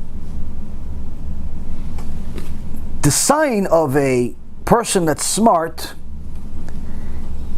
is when he has a question that has a purpose. The sign of a person that's not smart is when a person has a question without a purpose. He just wants to know, he's just curious. Now, curiosity is a good thing, but curiosity driven by a purpose, that's intellect, that's wisdom. Curiosity without intellect, that's a cat. Cat was curious, he died because of it. To just ask purposeless questions is not only a fruitless endeavor, but it also is a disrespect of wisdom. Because if you believe that this rabbi, this source of information, is a valid source of information, at the very least you should respect that source of information's time and not waste it with purposeless questions. But people saying, oh no, come on, how come? What how come? Why are you asking meaningless questions? No, it's meaningful. For what? How does it affect you? How does it affect you, this question? No, but it's going to affect some people, so let them ask it. Why are you asking it? Now, it's not that I mind answering that question. I'm just asking, why are you asking it? Why aren't you asking the question that's relevant to you? Because if you're already going to spend time asking a question, be smart and ask the question that matters to you. And don't ask the question that matters to somebody else. Because that question is not going to only waste the rabbi's time, but it's going to waste your time. You are now studying somebody else's homework. Why would you do that? Don't you see that's the Yetzer Hara? I have several students that do this, and they tell me this is the Yetzer Hara. I have one guy, he's a genius. Seriously, he's a genius. What's his Yetzer Hara? Studying other people's homework. All day he's looking at other people's stuff and trying to find all the different types of things that affect everybody else. Not him. But I tell him, listen, but you have a regimen. I gave you a regimen of things to study. You got to do this, you got to do that. You have a whole list of things you need to do. Did you do them? No, I'm getting to it. Okay, you're getting to it, that's good. So what did you do today? Oh no, I didn't do it today. Why did you do it today? No, I was on the course on this one. I was reading the book on that one, but that's not part of your regimen. Yeah, I know, Rabbi, I'm sorry. What I'm sorry? This is 6 months already. You just wasted 6 months looking at other people's homework, reading other people's books, watching other people's shiurim. For what purpose is it going to serve for you? Yeah, I know I shouldn't do it. It's my Yetzer Hara. Yeah, it's your Yetzer Hara. So since you know it's your Yetzer Hara, stop it. Stop it. Acknowledging the problem is part of the cure, but you cannot continue eating the poison. People do this a lot. It's one of the greatest tricks of the Satan, where he sends you different things that pique your interest but have no substantial effect on your life. Recommended videos. You watch a video, yeah, it gives you all types of chizuk, this, that, and the other thing, but it's like 5 minutes into it, you see like a recommended video with like a cool picture. It's like, I always wondered how they make steel garbage cans. It's only a 3-minute video. I'm going to get back to this one. Click. Next thing you know, you're 3 hours into videos about how to make steel garbage cans. What happened in 3 hours? Rabbi, the shiur is too long. What do you mean the shiur is too long? What do you mean the shiur is too long? You spent 3 hours watching steel garbage cans from every production company in the world. No, it wasn't just garbage cans, Rabbi. Well, what is it? Oh, it was cars too. 3 hours watching how stuff is made, how stuff is not made, how the fruits travel from Indonesia to different parts of Asia, how the bananas are going bad because of a certain poison inside the crop. All that stuff you know. But how to keep Shabbat, you still don't know. You still don't know. So much useless information. Recommended videos. They tell you the videos are too long, but they don't realize they watch hours and hours of shtiyot. Another thing is a poison, is now there's a new trick for my personal students. What's the trick? Manis Friedman. What is it? You'd never believe this. This is Mamas, the Satan himself. Now everyone that's my student for some time, or whatever they call themselves, will follow my shulim for some time, they know that Manis Freedom is a kofir. Not because I said it, but because we proved it. Now, what does the Satan do to them? Especially the ones that are zealous, that are 100% on board, yeah, worst, all that stuff. What does the Satan do? As soon as my video, they watch my video online goes on, recommended auto, like the next video that auto goes after is a Manis Freedom video. Every week, 1, 2, 3, 4, 5, 10 people tell me, listen, he said this in this video. I said, why are you watching his videos? No, you don't understand, Rabbi. It automatically went on. I left your video on, and then when I came back, he was on, so I was just watching it. Next thing you know, I'm watching this idiot for 30 minutes tell me that there's 3 gods. What do you mean he said 3 gods? He goes, yeah, God has parts according to him. I said, that's idolatry. He goes, yeah, that's what I was trying to tell you. I said, why are you watching it? Why are you watching it? And then another guy says, yeah, look over here. Every day somebody tells me, Manis Friedman alert. Why are you watching it? Satan. Satan himself shows up inside your Torah feed. Don't watch him. Don't do me any favors. We already know he's a Rasha. Don't watch him anymore. Don't watch anyone that's a Rasha. Don't be a private investigator of Rashaim. Why? It's wasting your Torah time. and it will affect you overall in general. I'll give you guys a secret. At some point, we were at war with this organization in Israel, Reshaim Arurim, that the missionaries, and Rabbi Ephraim was going back and forth against them. They were making videos, he was making videos, and proving that their whole thing is nonsense. Now, as part of the production for the videos and different things, I had to watch stuff to bring evidence and stuff like that. And eventually, I started noticing that I myself, now I know about Christianity, it's all fake, it's all nonsense, but I started realizing that every single time I pray, every single time I started praying at that time, I would have images in my head of this nonsense that I read, or nonsense that I watched. And I'm like, what the hell is this doing in my head? Like, why am I thinking this? And it started bothering me, and I said, okay, I let it go. A day, 2 days, 3 days. And you start noticing it in different things. It's like, what is going on here? I talked to Rabbi Ephraim, he goes, okay, stop, finished. I said, what? Because no, you can't do it anymore. I said, why not? He says, no, this is a specific tumah, you got too far, it's going to affect you. Can't do it. Can't do it. It's going to affect you. You have two more important things to do. We've got to do it a different way. There are certain things, Rabotai Yekarim, that have enough power on specific neshamot that could impact them in a very negative way. Now, so you don't think I'm some type of unique case. Somebody came to, I believe it was Rabbi Israel Misalant, one of his Talmidim. One of his Talmidim was a person that was a tzaddik, person that was big Talmid Chacham. For whatever reason or another, his tikkun in the generation was idolatry. He came to Rabbi Israel Misalant and he says to him, Kvod Harav, I know if I continue to live, I'm going to fall for idolatry. I know it's fake. I know it's nonsense. But for whatever reason or another, it's affecting me, it's driving me crazy, it's this and that. If I have to, can I kill myself? Are they going to bury me in a Jewish cemetery? Am I going to have nechama?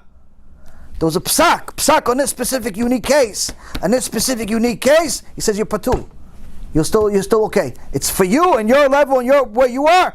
It's for you. It's arek v'al yavo. For you, it's like die and not sin. It's better that you die and not become an idol worshiper. Even though it's not the Christians coming to your door. It's just simply things that affected your neshama. Why? The Sfarim HaKadoshim say that the Tum'ah of the world was not shared among everyone equally.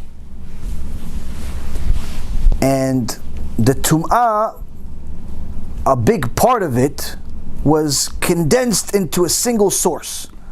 In essence, there is a lot of bad everywhere, but the most power is condensed in a single place. Let's say out of 10 stages, 9 of them are in a single place and 1 is shared among the rest of the world. Just like the Kedusha, majority of it is in Am Yisrael. You have 9, let's say, in Am Yisrael, 1 around the rest of the world, let's say. Now, many of the people that have delved into this, whether it be the Ramban or others that have delved into the Kabbalistic world and the world of the Tumah and knew how to handle it, pretty much confirmed that the Tum'ah of the world, the Satan himself, Edom is Esav. Esav is Yoshke. The Tum'ah of the world is him. 90% of the Tum'ah in the world is in his Christianity. So you're going to say, wait a minute, but they're doing much worse things in India. In some place they're eating people. In some places they're drinking the urine of cows. In other places they're doing all types of awful things. Yeah, that's bad too, but it's not like Christianity.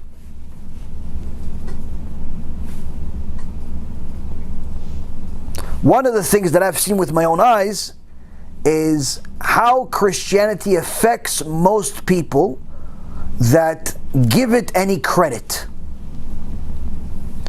Where you see certain people that discuss Christianity on a regular basis, many of them get affected and their own ideology starts becoming distorted. It affects you. That's why I tell people, listen, you converted, abandon it. Don't continue becoming some type of a anti-missionary. Don't be an anti-missionary. Leave it, abandon it, move on. Just increase your Kedusha, increase your Judaism. Don't waste your time with being an anti-missionary. There's plenty of people that can handle it, that are doing it. Rav Tovia Singer, Jews for Judaism, or a couple of them. Rav Ephraim does it. A few people in the world that can do it and do it well. Don't play with this. Why? It's too much for you. I promise you. The Tum'ah of the world is condensed into this single source. Hence the reason of why Rabbeinu Lopian says, in order to destroy, in order to bring Mashiach, in order to destroy the Tum'ah of the world, Hashem has to destroy the world. Why? Because the vast majority of the world is based on Christianity. So now, Rabotai Yekarim, the Chacham asked the question. He asked, what are these testimonies? What are these proofs? He's asking, why do we do all of this stuff? What is the purpose behind it? How come we are so careful with matzah now and we're not careful the rest of the year? How come we're so careful with certain blessings, Hallel? How come there's different traditions? He's asking questions that have a purpose. This is the mindset of a kosher Jew. If you want to know whether you're a kosher Jew or not, one of the ways to decipher it is, what kind of questions do you have? Do you ask questions that matter to you or that only matter to other people? If they matter to you and it affects you, and after you hear them, you apply them and you do it what you got to do. You hear, oh, this is true, this is false, this is right, this is wrong, this is black, this is white, and so on and so forth. You ask the question, you get the answer, and then you apply it. You are in the stage of a person that can be determined as a chacham. Why? You're a person that not only asks for information, but asks for information that matters in order to take action. If you only ask questions that matter to everybody else, that's not a good sign. That's not a good sign at all. And the reason why is because that means that you are in a stage where you could be one of the other three. But definitely not a chacham.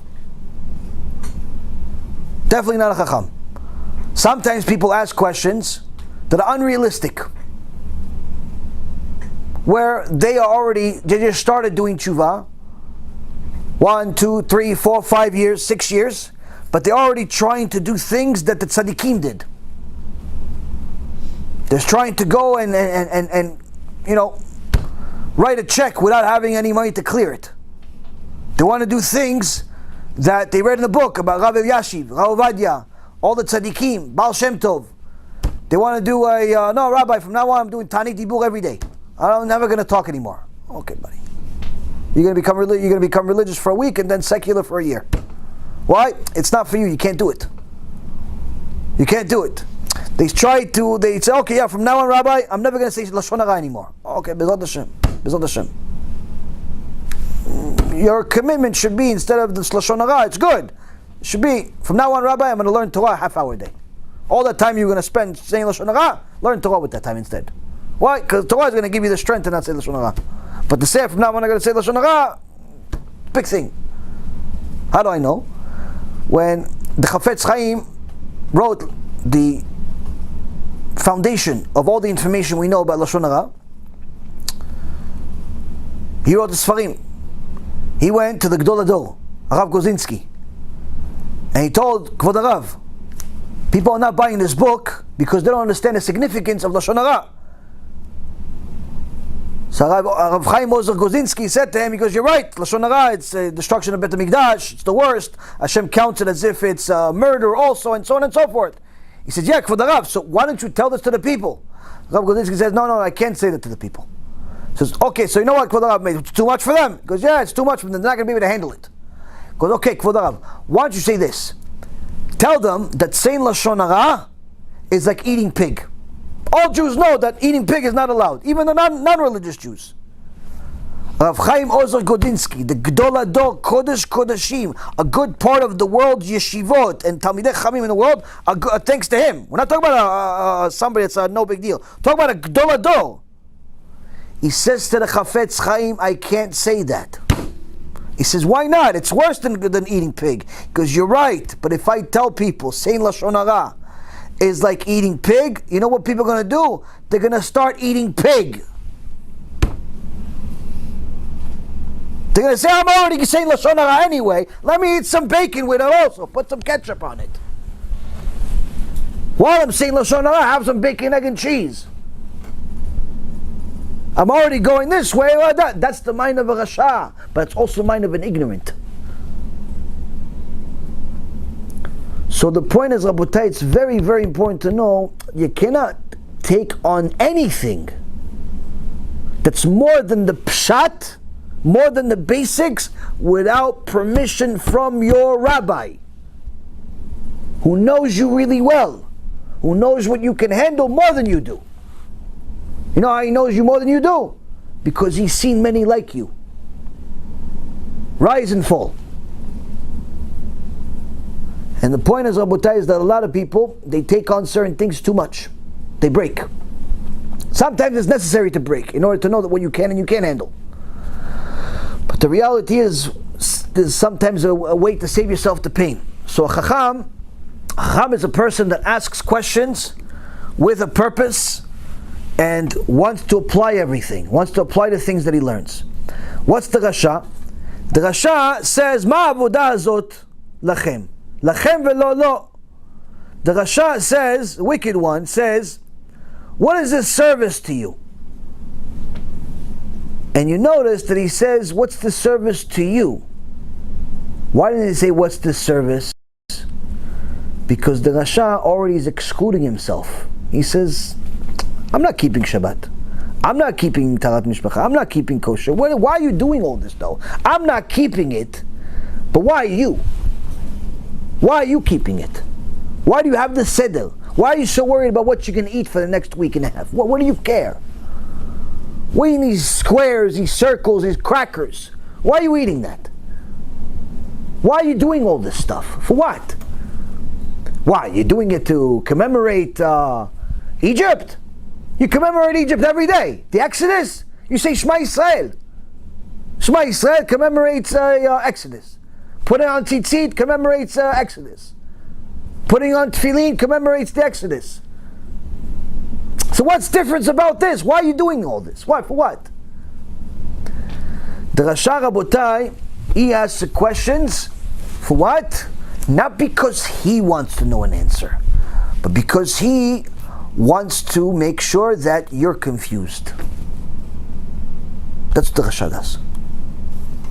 He doesn't ask a question because he wants the answer. Sometimes you notice people come to a lecture, they ask a question, I start answering, they leave.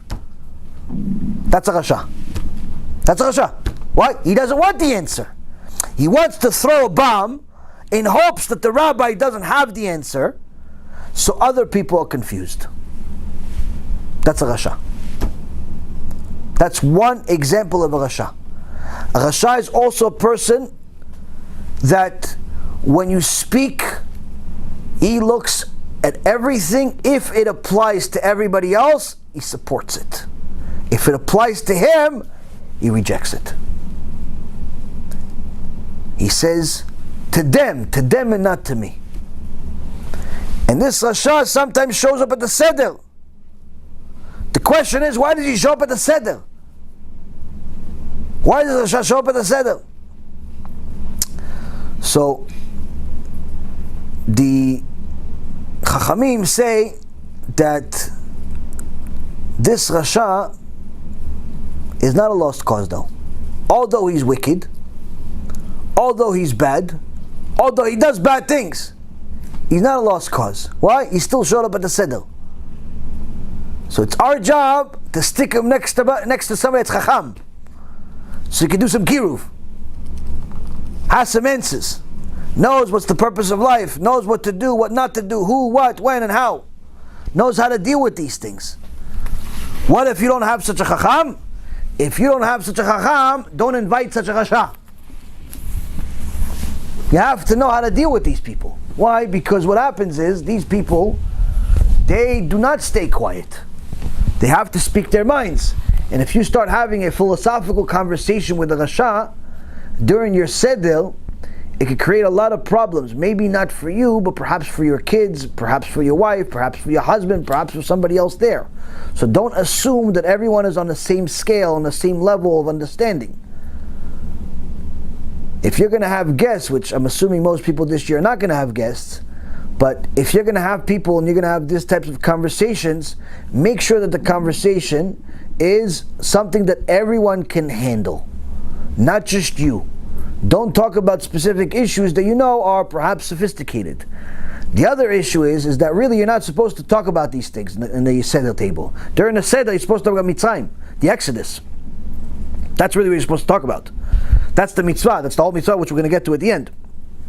Now, the Rasha has this mentality where he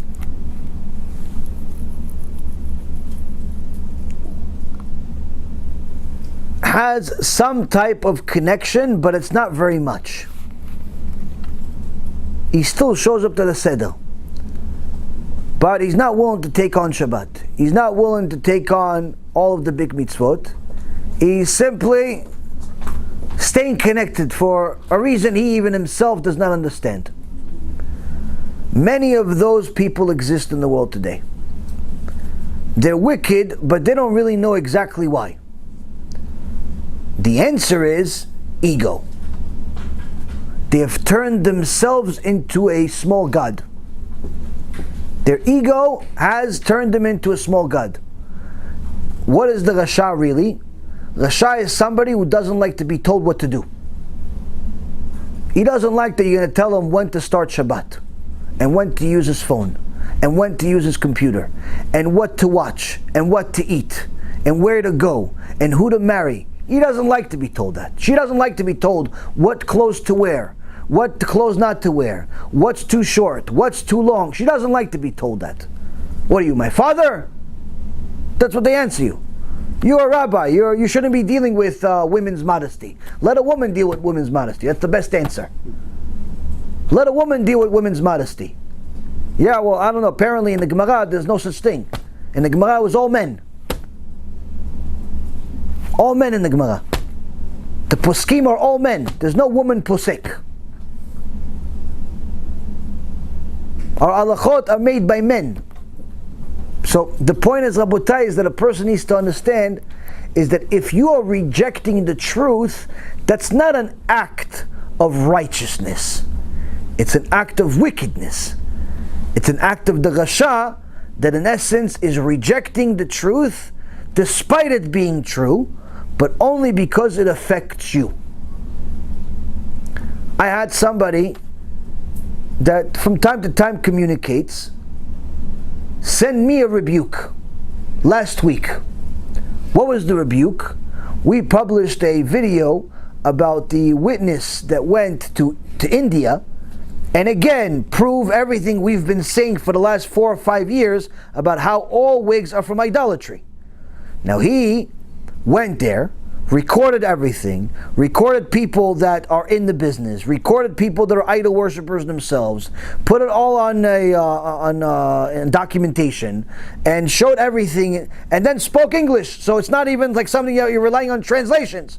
And there's a 45-minute interview of him proving it's 100% idolatry. If you have a wig from real hair, you have testimony from, not only from him, but from the people that are manufacturing it, telling you it's 100% idolatry. There's no way that your hair is coming from Brazil. There's no such thing as Brazilian wigs. It's fake. It's from India, just put Brazil on it. There's no way that your hair is coming from any other, it's coming from India. And he went on there.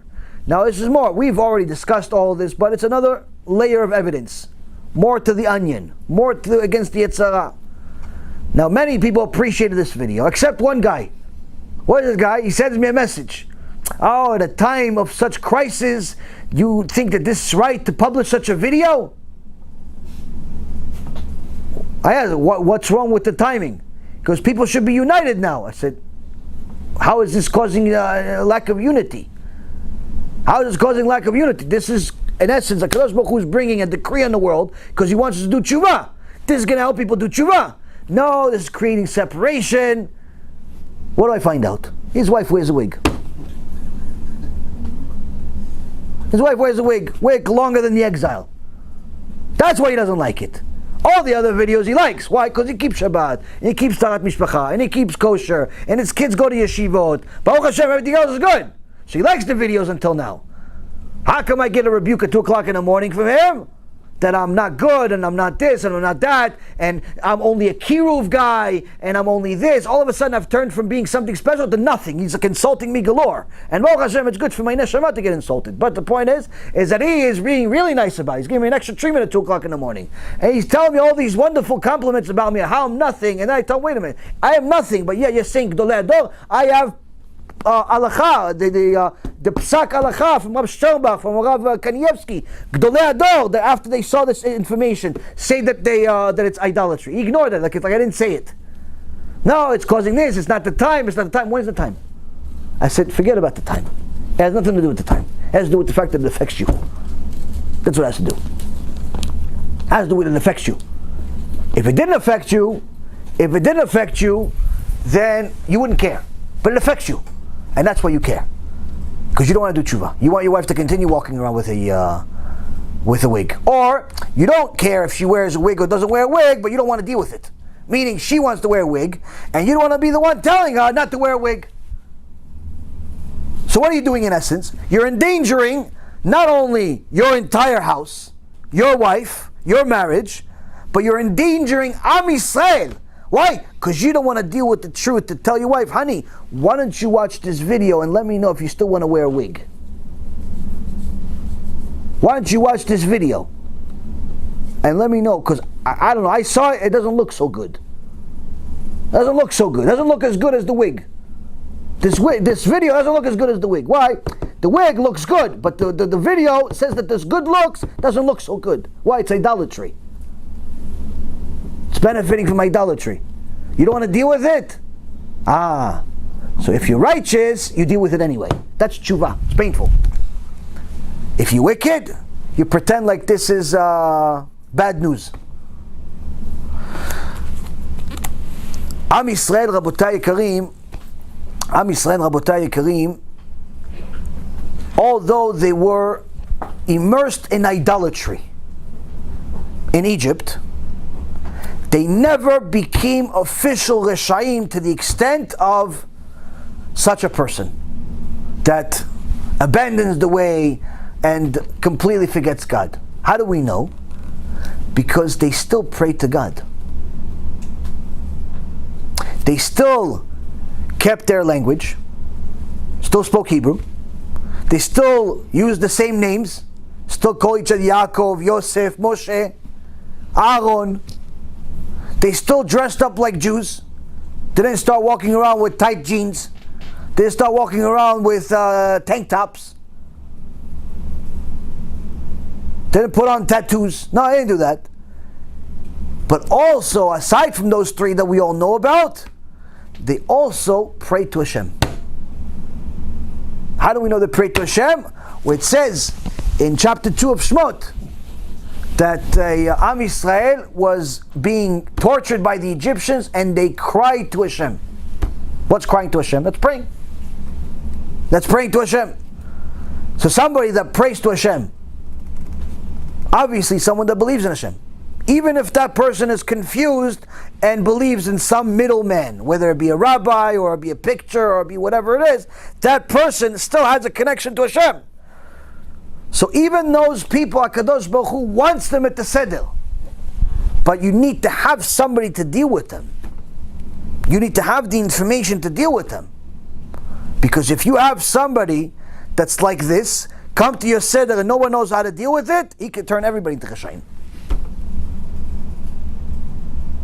So you have to be very careful who you invite. Next is the tam. The tam is a person who's just simply a simple person. Simple person. This person, Rabotai, doesn't know who, what, when, and how. He's just a person anything shakes him. He doesn't have strong belief. He doesn't have no belief. He'll say Be'ezrat Hashem and do Kiddush and then go to the movies. He's confused. He doesn't understand the real truth about HaKadosh Baruch Hu. He doesn't understand the significance of divine providence. There were some rabbis that came to the Chafetz Chaim years ago when there was a election. And they said to the Rav, for the Rav, we have a problem. Two guys are running. One guy hates Am Yisrael, the other guy, he's okay with us. What's the problem? The guy that hates Am Yisrael, he's favored. He's favored. He's leading the elections.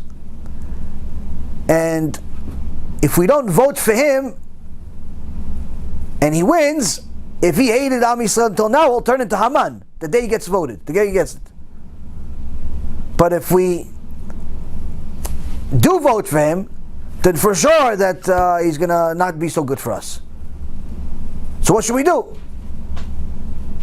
So Chafetz Chaim says, so vote for the person that's favored.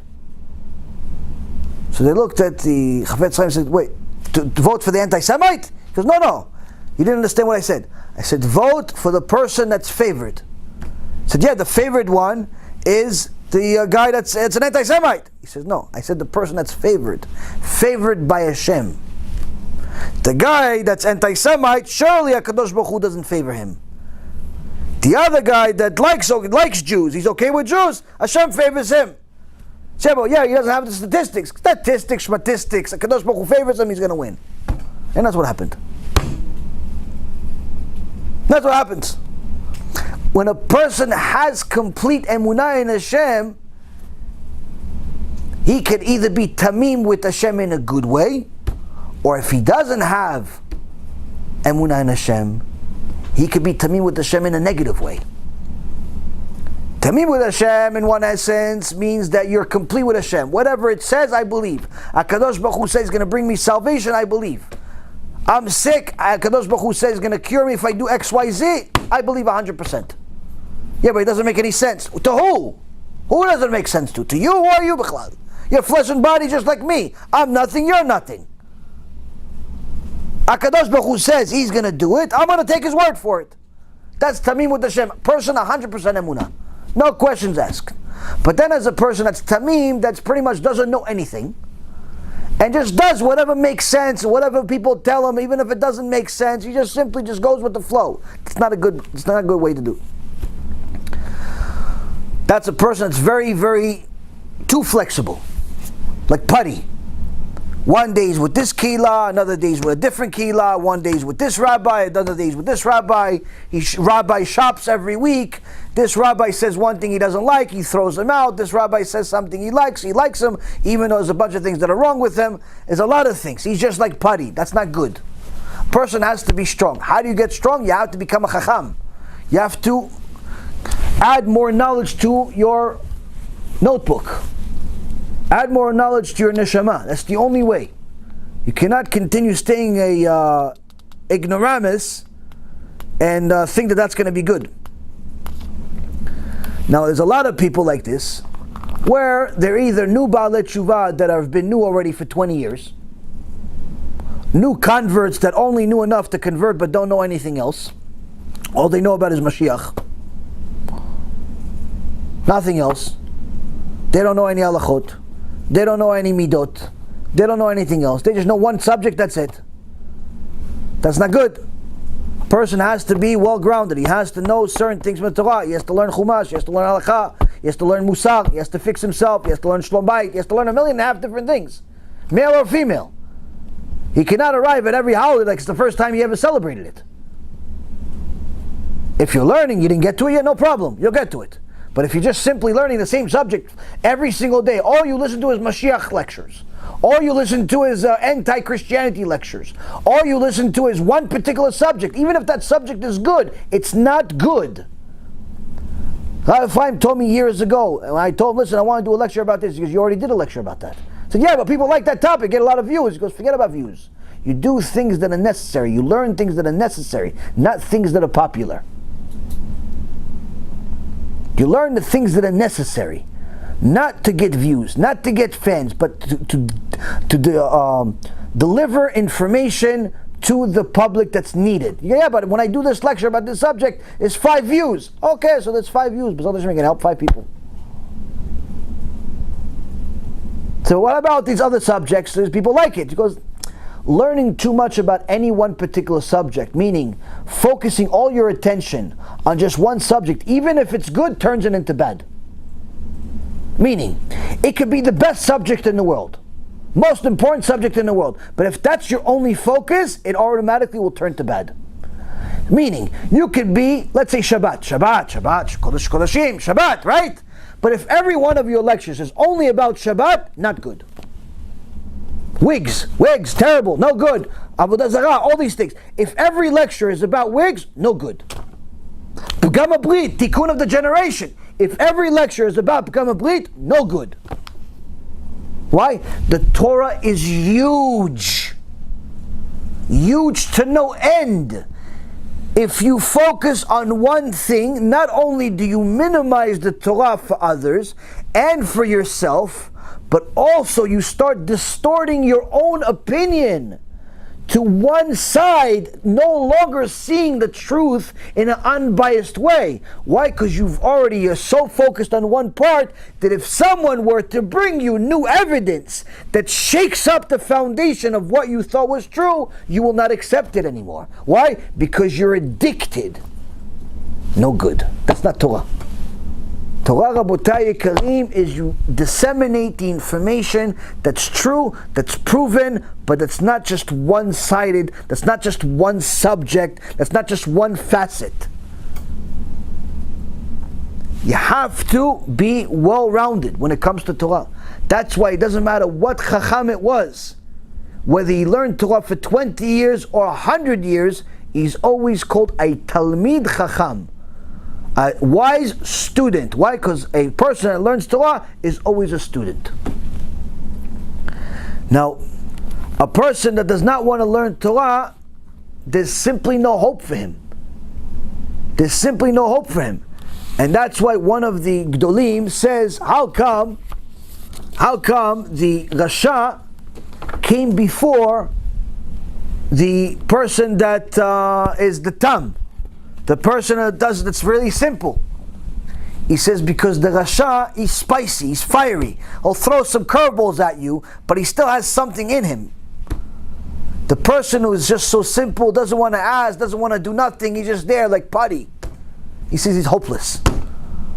If he doesn't get himself off of his tuchus, to start asking some questions, to do some tshuva, to reflect, to do something about it, he's hopeless. The Rasha is better than him.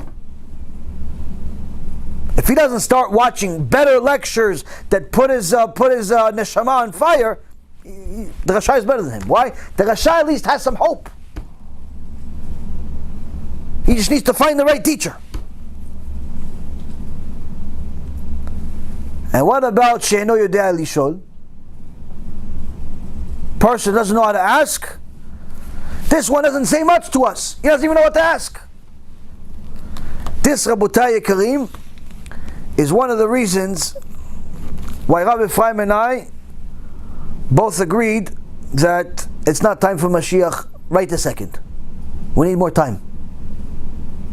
Why? Not that Hashem takes our consideration into any account whatsoever, although we're part of a decision process, but just an opinion. Mine's worth nothing, his worth a penny. You finish the Shas so many times, it's worth something. Penny. Why?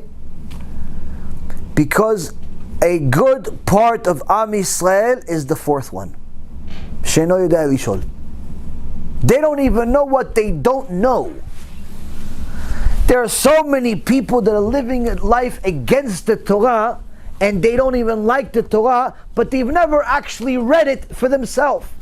They just heard hearsay from somebody else that said, "Oh, do you believe that the Torah promotes slavery? Wow, can you believe that the Torah, kills animals and they don't even eat all of them? Can you believe that the Torah restricts people's clothing?" They don't even know what this means, but they hear this and it negates their liberal mentality that they've been fed, this poison for their whole life. So automatically they reject the Torah without even knowing what's in it. They don't even know what it means, slavery. I have a friend for almost 30 years. And that was one of the things he told me. He goes, you agree with the fact that slavery is okay? I said 100%. 100% slavery is okay. He says, are you serious? I said, yeah, 100% slavery is okay. He says, how do you justify it? I said, it depends what kind of slavery. If you're talking about the slavery of what they did to the poor African people, then no, obviously no. No normal human being would agree to such a thing and say that's a good thing. But if you're talking about Jewish slavery, 100% fantastic. Why? It's a tshuva system. It's a tshuva system. Jewish slavery, according to the Torah, the guy stole money, he doesn't have money to pay back, so they say, okay, you're going to repay it back and do tshuva at the same time. How do I do it? You're going to become a slave to the guy you stole money from, and he's a tzaddik, so you're going to see how he acts, you're going to learn from him, he's going to pay for everything, don't worry, and don't worry, he's not going to mistreat you. If there's only one mattress, you're the one that's going to sleep on it. If there's only one steak, you're going to be the one that eats it. You're going to get better treatment than the Balabait. And that's why the Chachamim say someone who gets himself a slave, a Jewish slave, is someone who gets himself an owner. The slavery of the Torah is not the same slavery as what people think. When I explained this to him, he said to me, wow, I want to be a slave. What a great system. What a great system. No wonder some of them don't want to leave. And after 7 years, say, listen, just make a hole in my ear. I don't want to stop being a slave. Such a good treatment I have over here. Chazak. So that's the thing. People reject the Torah without even knowing why. What? I'm not going to work on Shabbat. Are you crazy? I need to make money. But if HaKadosh Baruch Hu, you believe in HaKadosh Baruch Hu? Yeah, 100% I believe in HaKadosh Baruch Hu. So if HaKadosh Baruch Hu said, I'm going to give you money if you don't work on Shabbat. Especially if you don't work on Shabbat. They don't know. That's most people, Rabotai, most people just don't know. And that's why I don't like at all people that are messianic. Not personally. I don't like that whole drive, that whole system, that whole mentality of simply being just so fascinated and driven with Mashiach that all people think about is Mashiach now, whether it be Chabad that famously does it 24 hours a day, or other organizations or other people that don't stop talking about Mashiach. I'm telling you, I can't stand it, but it's not just me. HaKadosh Baruch Hu also can't stand it. And I promise you, I haven't seen a single Chacham. Not that I'm the biggest, not that I know so much, but I know a few people that are. I haven't found a single Chacham that's fascinated about Mashiach. Not a single one. They're all scared of it. How come the biggest tzaddikim in the world are scared of Mashiach, but the people of this generation don't know Yichot Shabbat are not scared of Mashiach? How come? Now, when a person is fascinated and simply addicted to Mashiach, what does it show? It shows that they are either a Rasha,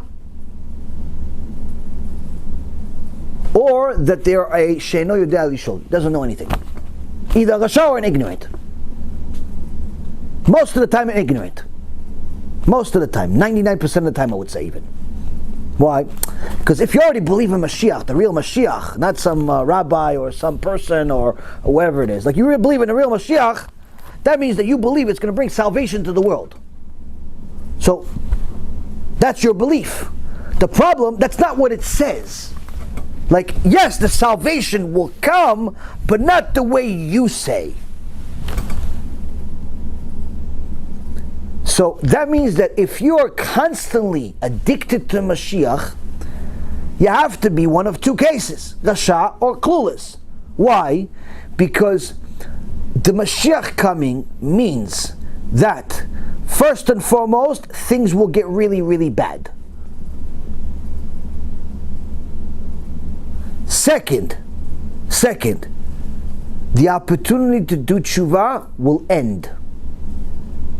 That means your cousin, your uncle, your father, your mother, your sister, your son, your nephew, your friend, your colleague, Klal Yisrael, that haven't done tshuva yet, finished.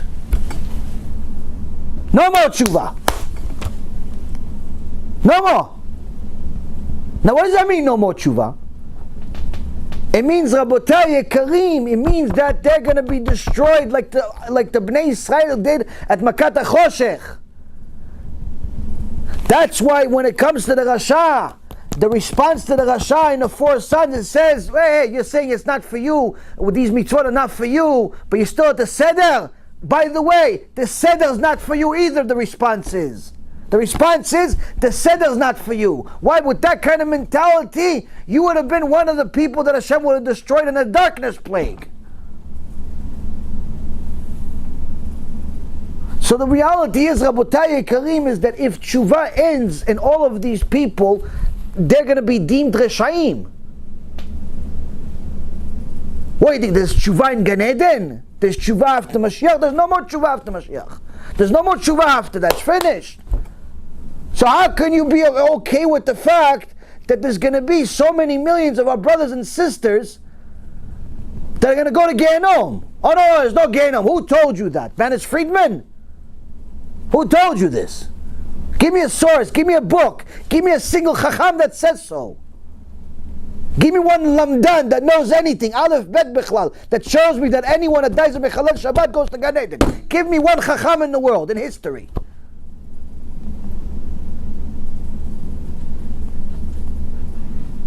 You have 80% of Am Yisrael, hopefully less now, that are not even Shomrei Torah and Mitzvot, don't keep Shabbat. Mashiach comes tomorrow, Rabotai Yekarim. What do you think, he's going to Gan Eden? It's not that we don't want Mashiach to come. It's that we want more time so we can go and reach out to all of those people that are clueless, not Reshaim, just clueless, and help them become Chachamim. So all of those people that are just fascinated, oh, Mashiach will come now. What do you think Mashiach is? Social Security office? He's going to pay your debts? What about all of the people? How can you be happy about the fact that you have a situation where so many people do not know Hashem? They pray to a rabbi. They pray to a statue. They pray to nothing. They pray to money. Instead of being so zealous about Mashiach coming, why don't you be so zealous to bring those people closer to Hashem? Because once Mashiach comes, it says that the Mashiach is going to kill people with his mouth.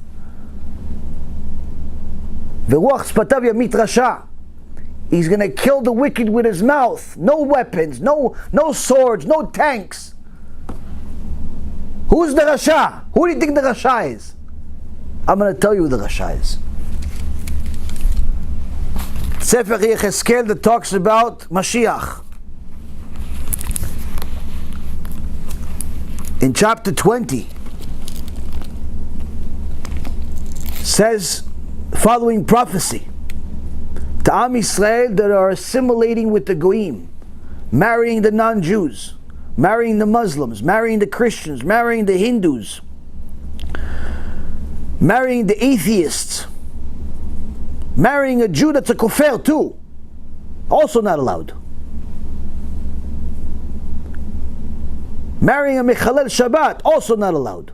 Not allowed to marry Mechalel Shabbat. No, she's going to do tshuva. Let her do tshuva, then you marry her. No, he's going to do tshuva, Rabbi. Let him do tshuva, then marry him. Why, it's better I'm alone? Yeah, it's better you're alone. Why? Because if he doesn't keep Shabbat, he's probably not going to let you do Tarat Mishpacha. Which means that every second you're going to be together, it's Isur Karet for you and him. No, but he promised he'll do tshuva. Okay, if he promised, let him start now. The Prophet says in the name of HaKadosh Baruch Hu, Do you defile yourselves in the manner of your fathers and go astray after their abominations? And by giving your gifts, by passing your children to the fire, you defile yourselves unto all idols to this day. Should I relate to your inquiries, O house of Israel? As I live, the word of Hashem the Lord, I swear that I will not relate to your inquiries. Meaning he's going to stop answering our prayers. As for what enters your minds, it shall not be. Meaning you think that you continue doing whatever you want, Kadosh Baruch Hu says, enough. It's not going to continue forever.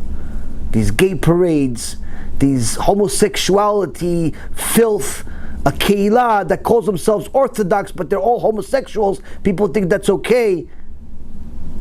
People are marrying non-Jews thinking that it's okay. No, I'm just going to their wedding, just a chuppah with the Reform rabbi. People are stealing in their business, dishonest in their business. No, I'm only dealing with goyim, as if it's allowed to cheat goyim. Lending money with obscene interest, taking advantage of people, signing contracts but not delivering. HaKadosh Baruch Hu says, eventually I'm going to put it all on hold. I'm going to shut it all down. As for what you say, we will be like the nations, like the families of the lands, to worship wood and stone. As I live, the word of the Lord Hashem, I swear that I will rule over you with a strong hand and an outstretched arm and with an outpoured wrath. I will take you out from the nations and gather you from the lands to which you were scattered, with a strong hand and with an outstretched arm and with an outpoured wrath. And I will bring you to the wilderness of the nations, and I will contend with you there, face to face, just as I contended with your forefathers in the wilderness of the land of Egypt. So will I contend with you, the word of the Lord Hashem. I will make you pass under the rod, and bring you into the bond of the covenant. I will separate from among you those who rebel and those who transgress against me. I will take them out of the land of their sojourning, but they will not come to the soil of Israel. Then you will know that I am Hashem. HaKadosh Baruch Hu tells us that eventually he's going to shut down the whole world. All of the unethical businesses, all of the illegal marriages, all of the defiled behavior in private or in public. He's going to put all of it and he's going to shut it all down. And he's going to control all of it with a strong hand, with an outstretched arm, and outpoured wrath. Arav Wasserman Alav Shalom, almost 80 years ago, said to us, we already saw World War I. That was the strong hand. We're already seeing millions of Jews being killed during World War II. He himself was killed in the end in World War II, in the Holocaust. We're seeing the outstretched arm. Do you want to continue violating Hashem's Torah and see Him also do the outpoured wrath too? The Chema Shfucha, you're going to force Hashem to destroy everything? Time to change. And HaKadosh Baruch Hu says one way or the other, we will be His people. Doesn't mean that everybody will be His people, but the nation as a whole will always remain. And what of those that simply are determined to stay Reshaim, determined to stay idol worshippers to money, idol worshippers to a rabbi, idol worshippers to a statue, idol worshippers to their ego, idol worshippers to their house, idol worshippers to everything except Hashem? He continues in verse 39 and he says, and you, O house of Israel, thus says the Lord Hashem, let every man go serve his idol, since you do not listen to me, and do not profane my holy name any longer with your gifts and with your idols.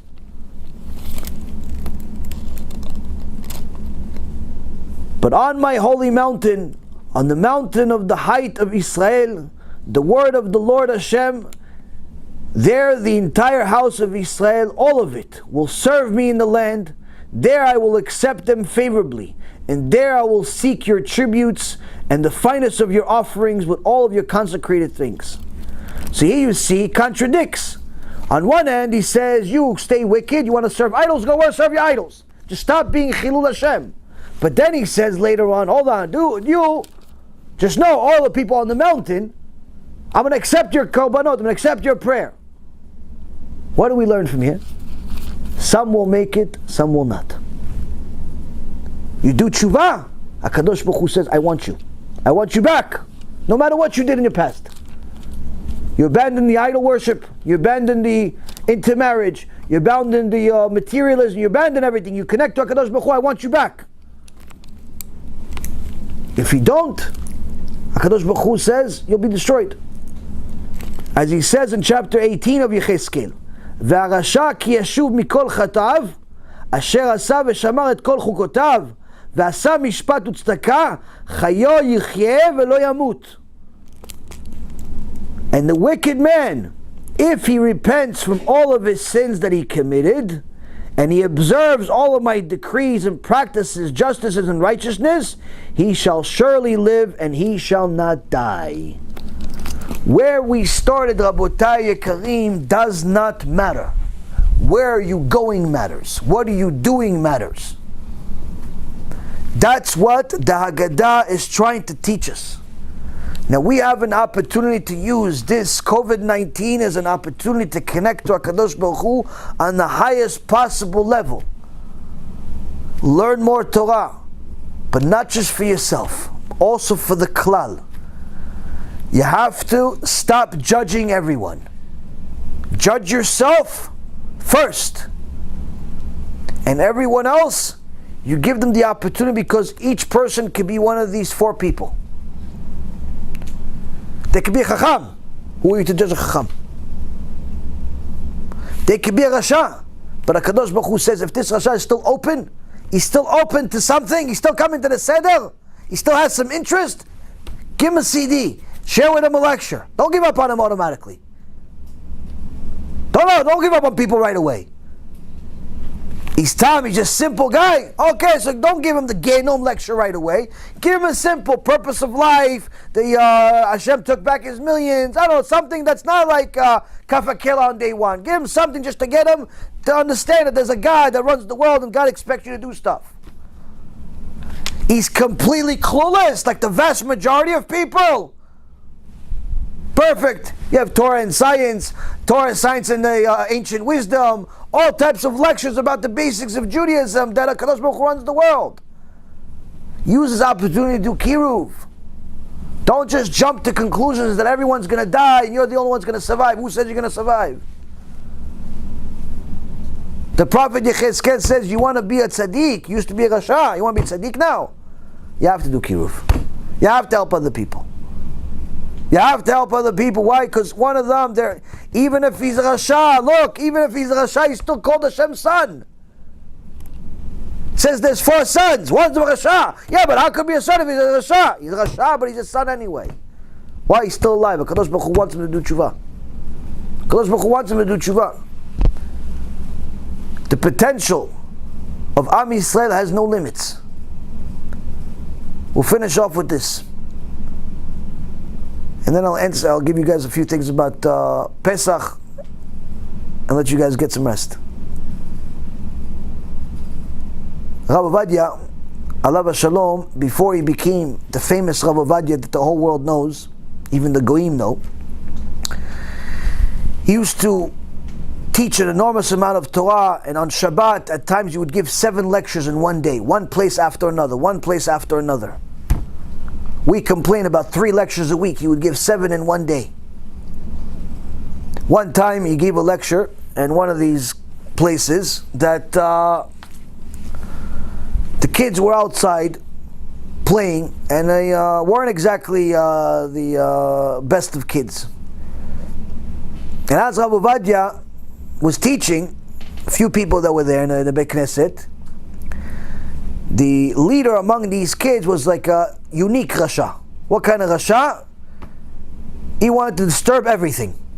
So what did he do? Let's play a game. Let's kick the ball against the window to make as much noise as possible to ruin the lecture. Why? I don't know. It sounds like fun. Sounds like fun. So they're making all this noise. Oh, it continues, but there's so much noise. So eventually he gets up, he says, 1 second, he goes outside, and he says, excuse me. He sees the guys all yelling, laughing, we stopped the shoe, you know, one of those kids? They're having a good time on somebody else's account. So he says, excuse me, the noise is too loud, can you please be quiet, play somewhere else, or play some, don't make the noise. So this Rasha, what did he do? He kicked the ball straight at Rav Ovadiah's face and hit his head, and his hat fell off. Rav Ovadiah picked up the hat, went back inside. After the shiur was done, he came outside, and they were still playing, having a good time. Now he's like a hero now. Now he kicked the rabbi in the face, and nothing happened. And he's even a bigger hero now. Rav Ovadiah calls the Rasha. He says, come here. Wow, what do you want? No, come here for a second. Come. He says, what do you want? He says, did you eat today? What? You eat food. You eat? No, I didn't eat. You want to come to my house and eat? Yeah, sure. Takes him to his house to eat. This kid looks like Yeshua Parua. You know, guys know Yeshua Parua is an old cartoon from 50 years ago. It looks like a mess. His hair is over here. He looks like he's a criminal. Mamash criminal.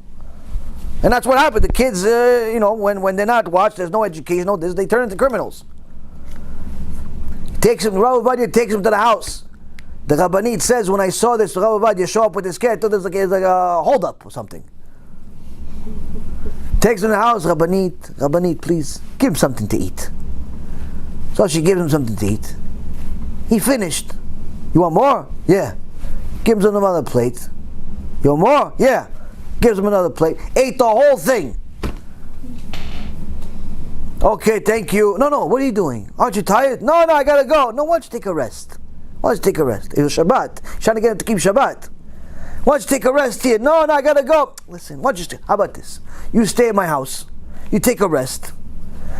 On Motzei Shabbat, I'll give you, what do you want to do on Motzei Shabbat? Because I want to go to the movie. How much does the movie cost? Because 2 liras. Okay, I'll give you 2 liras. In those days, there wasn't movies like today. This is 7 years ago. I'll give you the 2 liras to go to the movie. Yeah, okay, I'll stay. He stayed at his house the whole Shabbat. Motzei Shabbat, he goes, no, you're going to give it to me? Or are you back? No, here you go. Takes it, gives it to him. He goes, but I promise. What was the promise? Next week, you come to my house again. For sure, if this is the deal we're going to do, for sure. And that's what happened. Next week, he went to the shiur, all of a sudden it's quiet. All the kids are like, hi Rabbi, hi Rabbi, hi Rabbi. Why? Because the leader told him, you say one word there, I'm going to kill you. Everybody's like, hi Rabbi, hi Rabbi. Everybody, they all became commanders and soldiers. No one's allowed, the dogs are not allowed to bark. No one's allowed to do anything. Right? Rabbi Ovadiah is over here. After the shiur, he comes out, you come to my house? Yeah, Rabbi, let's go to the house. He goes to his house. And they eat again. And this time the Rabbanit was ready. She had 1 pot for the family, 1 pot for this kid. Shtabach Shemo, he had a nice appetite. Built it up the whole week. From Shabbat to Shabbat he was fasting apparently. Anyway, this kid would come to his house every Shabbat and eat with him. And today, Rabotai, they didn't say his name because to protect his honor of who he was. Even Rav Mazuz, Rav Ephraim says he heard the story also from Rav Mazuz and Rav, many people already talk. They know who this person is, but no one wants to say the name. He's not only a religious person; he's one of the biggest dayanim in the world today. He's one of the biggest dayanim in the world today. This boy. Why? A little bit of tzumet lev. A little bit of personal attention. Personal attention. They don't know what they don't know. They don't know why they reject the Torah. They don't know why they don't keep Shabbat, other than the fact that it's just a day to do stuff. They don't know why they're walking around immodest. That's just that's the fashion. That's the fashion.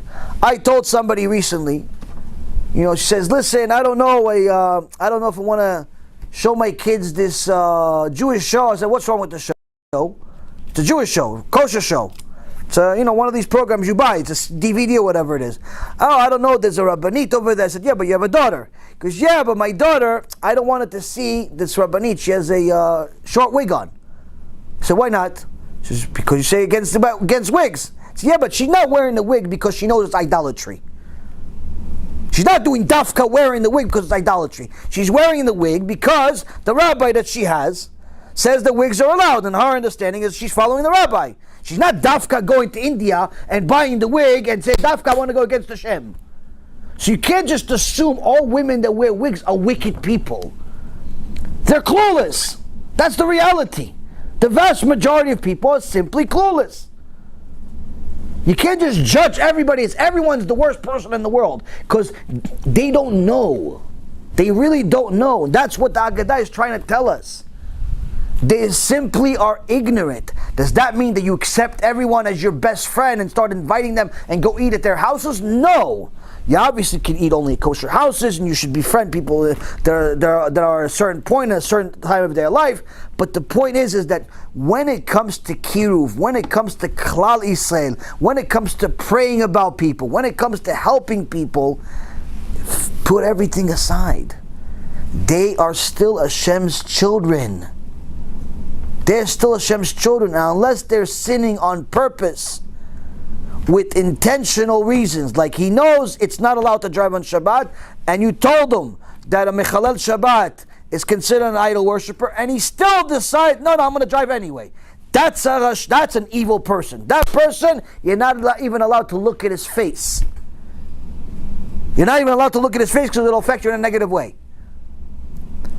But a person that's simply clueless, help him out.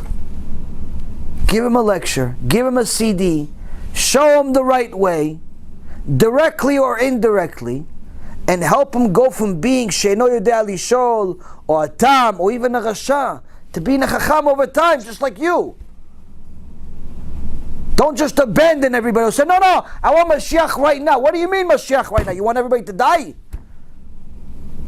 By the way, Rabotai, just so you know, if Mashiach comes, we're the first ones to get punished. Just so you know, the religious people. Why? We knew we didn't do enough. Everybody's like, rest assured, Mashiach comes, I'm the first one in line. Yeah, first one in line to get chopped to the face for not doing enough. No, why? I did enough. What'd you do? What'd you do? It's enough.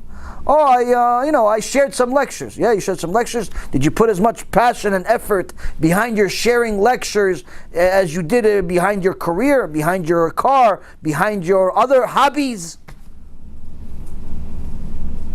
Unless kiruv is your number one priority, number one hobby, number one vocation, number one everything in your life, you're not doing enough chesed for Am Yisrael.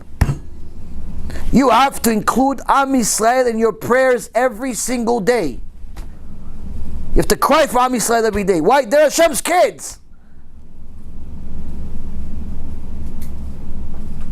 That's what people don't understand. Everybody wants their own personal Mashiach. Why? They want their problems to be solved. How selfish are we?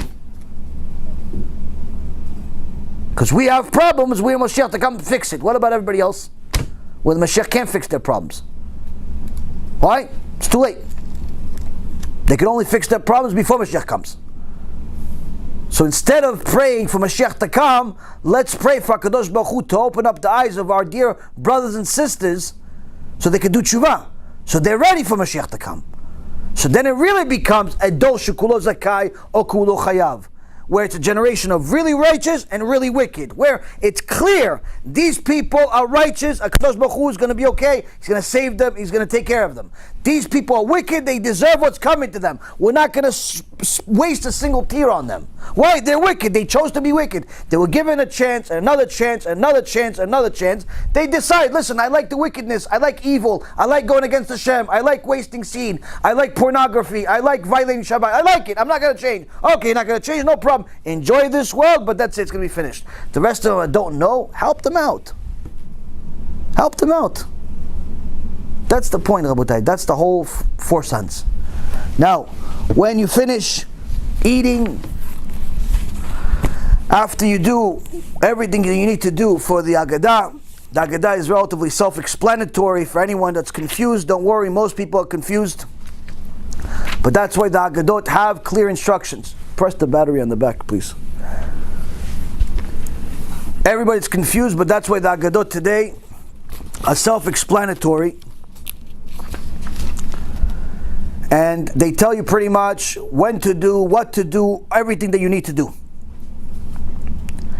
And it's important that you read all the small print and know what to do. Know that it's not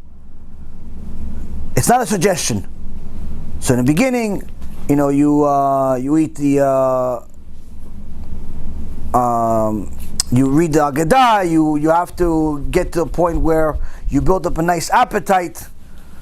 But remember that the whole purpose of the seder is not the food.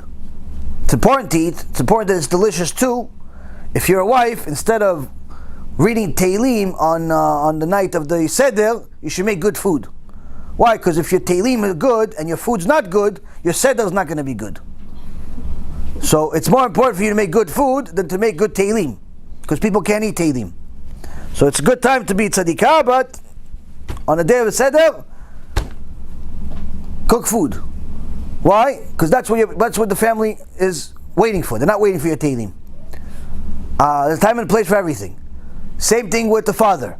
Father, I understand you want to learn some Gemara, you want to become a real tzaddik before the seder, great. But if your wife needs help, go help her. Why? Because no one's going to care about your chidushim if you and the wife are arguing, because she feels like you didn't help her for anything. So you have to make sure you help each other. Get ready for the seder. Don't kill yourselves to the point that by the time you get to the seder, one eye is open, one eye is closed. Kids also, it's good if you have young kids to maybe take a nap in the middle of the day, so they have the strength to last the whole seder. How long is a seder? As long as you can make it. The longer, the better. But that doesn't mean that you just simply eat and don't stop eating like cows. It means that you're going to take the seder and use it to its full potential by talking about the exodus of Egypt. So after you fulfill all of the obligations of the PeSach, matzah, maror, you eat the maror, the karpas, you have the matzah, you hide the afikoman, somebody finds it. If you're doing a seder by yourself, you can hide it and you can find it and buy yourself a reward also if you want. The point is that after you do that, and after you eat a meal, then you drink the last 2 glasses, you say the Birkat HaMazon, you say the Hallel, the Haggadah that you're using is going to give you the exact order of everything, who, what, when, and how. But after you finish the Seder, you have to now continue the Seder. With what? Stories of the Exodus. Yetziat Mitzrayim. You must tell stories of the Exodus on this night, and the amount of stories should come until you fall asleep. So if you have no energy whatsoever left. So don't be in a hurry to end the Seder. You don't know it? Bring a book, read it together, study it. If a person wants to take on a chumrah on himself, a stringency on himself, and stay awake all night, as long as his body is not suffering, and he wants to learn all of these things about the details of the exodus of Egypt, then he should do it. But once he gets to a point where he's tired, then he should go to sleep. But if he can handle it, he wants to do it all night and learn about the exodus of Egypt, good. Now what's about the exodus of Egypt? If you notice in Haggadah, the stories that are shared by the biggest sages in history. Rabbi Eliezer ben Holkanus, Rabbi Akiva, all the biggest sages in history. But what stories are they sharing? They're sharing the simplest stories in the Torah. They're not going into the hidden secrets, mystical, supernatural, in this, in that. You have to know the gematria of this and the gematria of that. No, basic. That's the stories for the PeSach Seder. don't bring a notebook to your family with different mathematical calculations and a chalkboard with all types of diagrams of why it had to be on this day and that day, and teach them sugyot of why it's this and it's that, and this one was related. No, okay. Simple stories of the Exodus, of everything that happened with the 10 plagues, and all the nice stories you heard about the 10 plagues. We have shurim about the 10 plagues for anyone that wants to use them. It'll give us some merits. We need merits, B'ezrat Hashem. You can use the stories that we learned to use them for your seder. Each one of the plagues has a short 3 to 5 minute clip on our channel. Just type in the name of the plague and you can see it. As far as the Exodus, I have at least 2 or 3 shiurim, if not more, discussing the Exodus, different miracles that happen. B'ezrat Hashem, maybe you want to use those also. Point is, there's an endless amount of information that's basic that everyone could understand. Why do I say this specifically? Why does Rabbi Akiva, Rabbi Eliezer, why do they say the basic stuff? Because the number one most important audience to your seder is your children, not your guests. Meaning, even if you have Moshe Rabbeinu and Eliyahu Navi show up at your seder, but then you have your Joshua over here show up at the seder, he's your son, you have to teach Joshua and tell Eliyahu Navi and Moshe Rabbeinu, I'll talk to you after the seder. Why? I got Joshua over here, got to teach him. That's the number one obligation. That's why, Rabotai Yekarim, many people throughout our ages wouldn't bring guests. Wouldn't bring guests on Pesach. Some wouldn't bring it because of kashrut reasons. Others wouldn't bring it because the main focus is the kids anyway. I'm not going to have time to entertain the guests. Why? I got to teach my kids. So number one most important is to teach the kids. You don't have kids, it's to teach yourself. Teach your wife, teach yourself. But it's very, very important for you to teach the basics. Why? Because if you go up on top, if you're some genius, you know all the biggest chidushim in the world, and you start talking and people don't understand what you're talking about, you're losing them. You're making the Torah look bad. You're making the Torah taste bitter to people. Why? It's too sophisticated. It's got math, science, calculus. You got to be a mathematician, a rocket scientist. Who needs this? Yeah, let me just go back to cartoons, Mickey Mouse. So you have to teach simple stuff for everybody to understand. And get ready, if you have young kids, especially if they're smart kids, guess what? They're going to ask you to say the same story 500 times. Say it. Or you better have a better story. But if you have to say the same story 500 times, say it. Why? That's the point. That's the point. So the amount of stories, the more your seder is considered holy. And you should do it until you're pretty much, you can't, even if the kids go to sleep, you continue until you fall asleep. If you ran out of material about the Exodus and you want to start learning Torah, you can. Like other parts of the Torah, whether it be anything else, that's good. It's better to link whatever you're learning to Pesach. So learning Ilchot Pesach, learning about Pesach and things like that. But technically you could learn anything that you want. If you're studying at night and you fall asleep and then you wake up, it's not mandatory for you to continue learning the Pesach laws or the stories of the Exodus, but if you want to take on the stringency on yourself, you will be blessed for it. This is all in the Rav Ephraim's book, Achtov L'Yisrael, the second part, in Siman number 8. Now, it's very, very important for you to listen to this last thing. It doesn't matter if your food is good. Even though I made a big deal out of it to make you laugh, it doesn't matter if your food is good. It doesn't even matter if your stories are good. You know what matters? If you're happy during the seder and you don't argue with each other. If you argue with your wife, if you argue with your husband, even if your food is the most delicious food in the world that Moshe Rabbeinu wants to come from Olam Haba, take a taste. Even if your stories are so sweet that Rabbi Akiva himself never heard it. If you argue with each other, your whole seder goes to the garbage. It's all worthless. It's all worthless. Do not argue during the seder, or before the seder, or after the seder, or period. But especially during. Why? This, Rabotai, is the main event. This is the main event. We have to understand, during Pesach, we do something unusual. We open the door for Eliyahu Navi. Why do we open the door for Eliyahu Navi? Why? Eliyahu Navi can't open the door for himself? He's already an angel. Eliyahu Navi really needs the door. Why? He can't get into the house without you opening the door. What is he really teaching us? Eliyahu Navi can walk into your house with or without you opening the door. Eliyahu Navi can walk into your house with or without your knowledge, with or without your agreement. But Eliyahu Navi is saying, open the door for me. Meaning, I'm ready. Put me in, coach. I'm ready. What does it mean ready? Open your heart. Open your heart, your stubborn heart, and stop being so arrogant, stop being so stingy, stop being this, stop being that. Open your heart. That means, Rabotai Kareem, it's not just Eliyahu Navi that we have to expect. We have to expect also the Yetzer Hara is going to come too. You know why he's going to come? Anywhere Eliyahu Navi comes, he wants to interfere.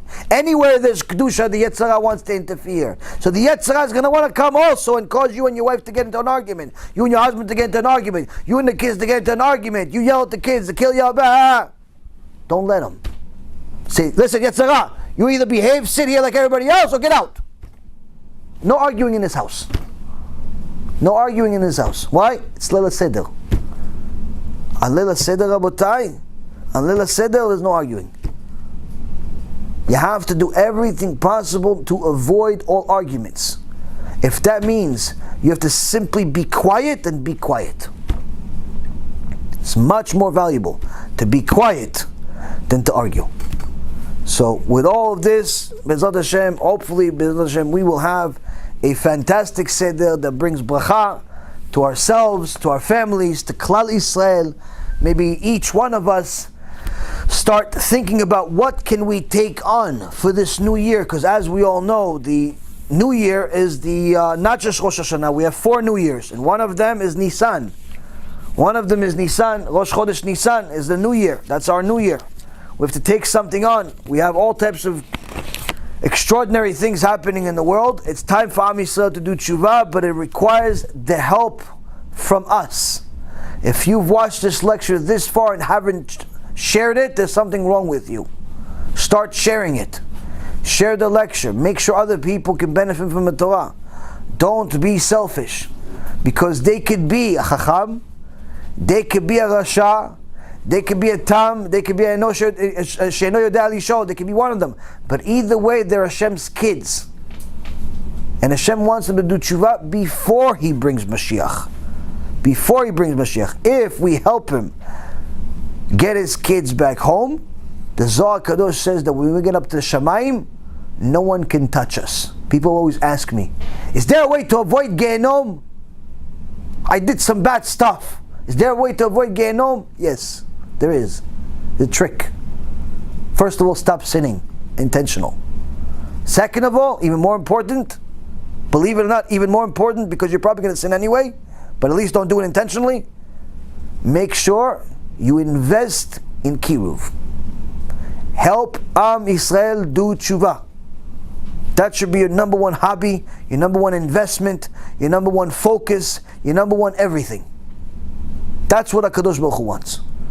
If you help people do tshuva, you get up to Shamayim, the Zohar Kadosh says, no one can touch you. Why? You're HaKadosh Baruch Hu's best friend. You brought him thousands of people back home. He's been looking for them for thousands of years. This Agadah is a commemoration of HaKadosh Baruch Hu gaining his sons, but also losing some at the same time. It's a reminder for all of us that HaKadosh Baruch Hu is waiting for us for 3,300 years. If we take advantage of PeSach, we can make this whole situation that's going on in the world as the best thing that ever happened to us. Why? We could all change ourselves and also what we do for the people around us by treating everyone as an opportunity to help them come back to Hashem. Be'ezrat Hashem, each one of us takes this opportunity to do it, takes this mitzvah seriously, and Be'ezrat Hashem makes Hashem very, very happy before He brings Mashiach Tzidkenu. B'me'ah b'yameinu. Amen.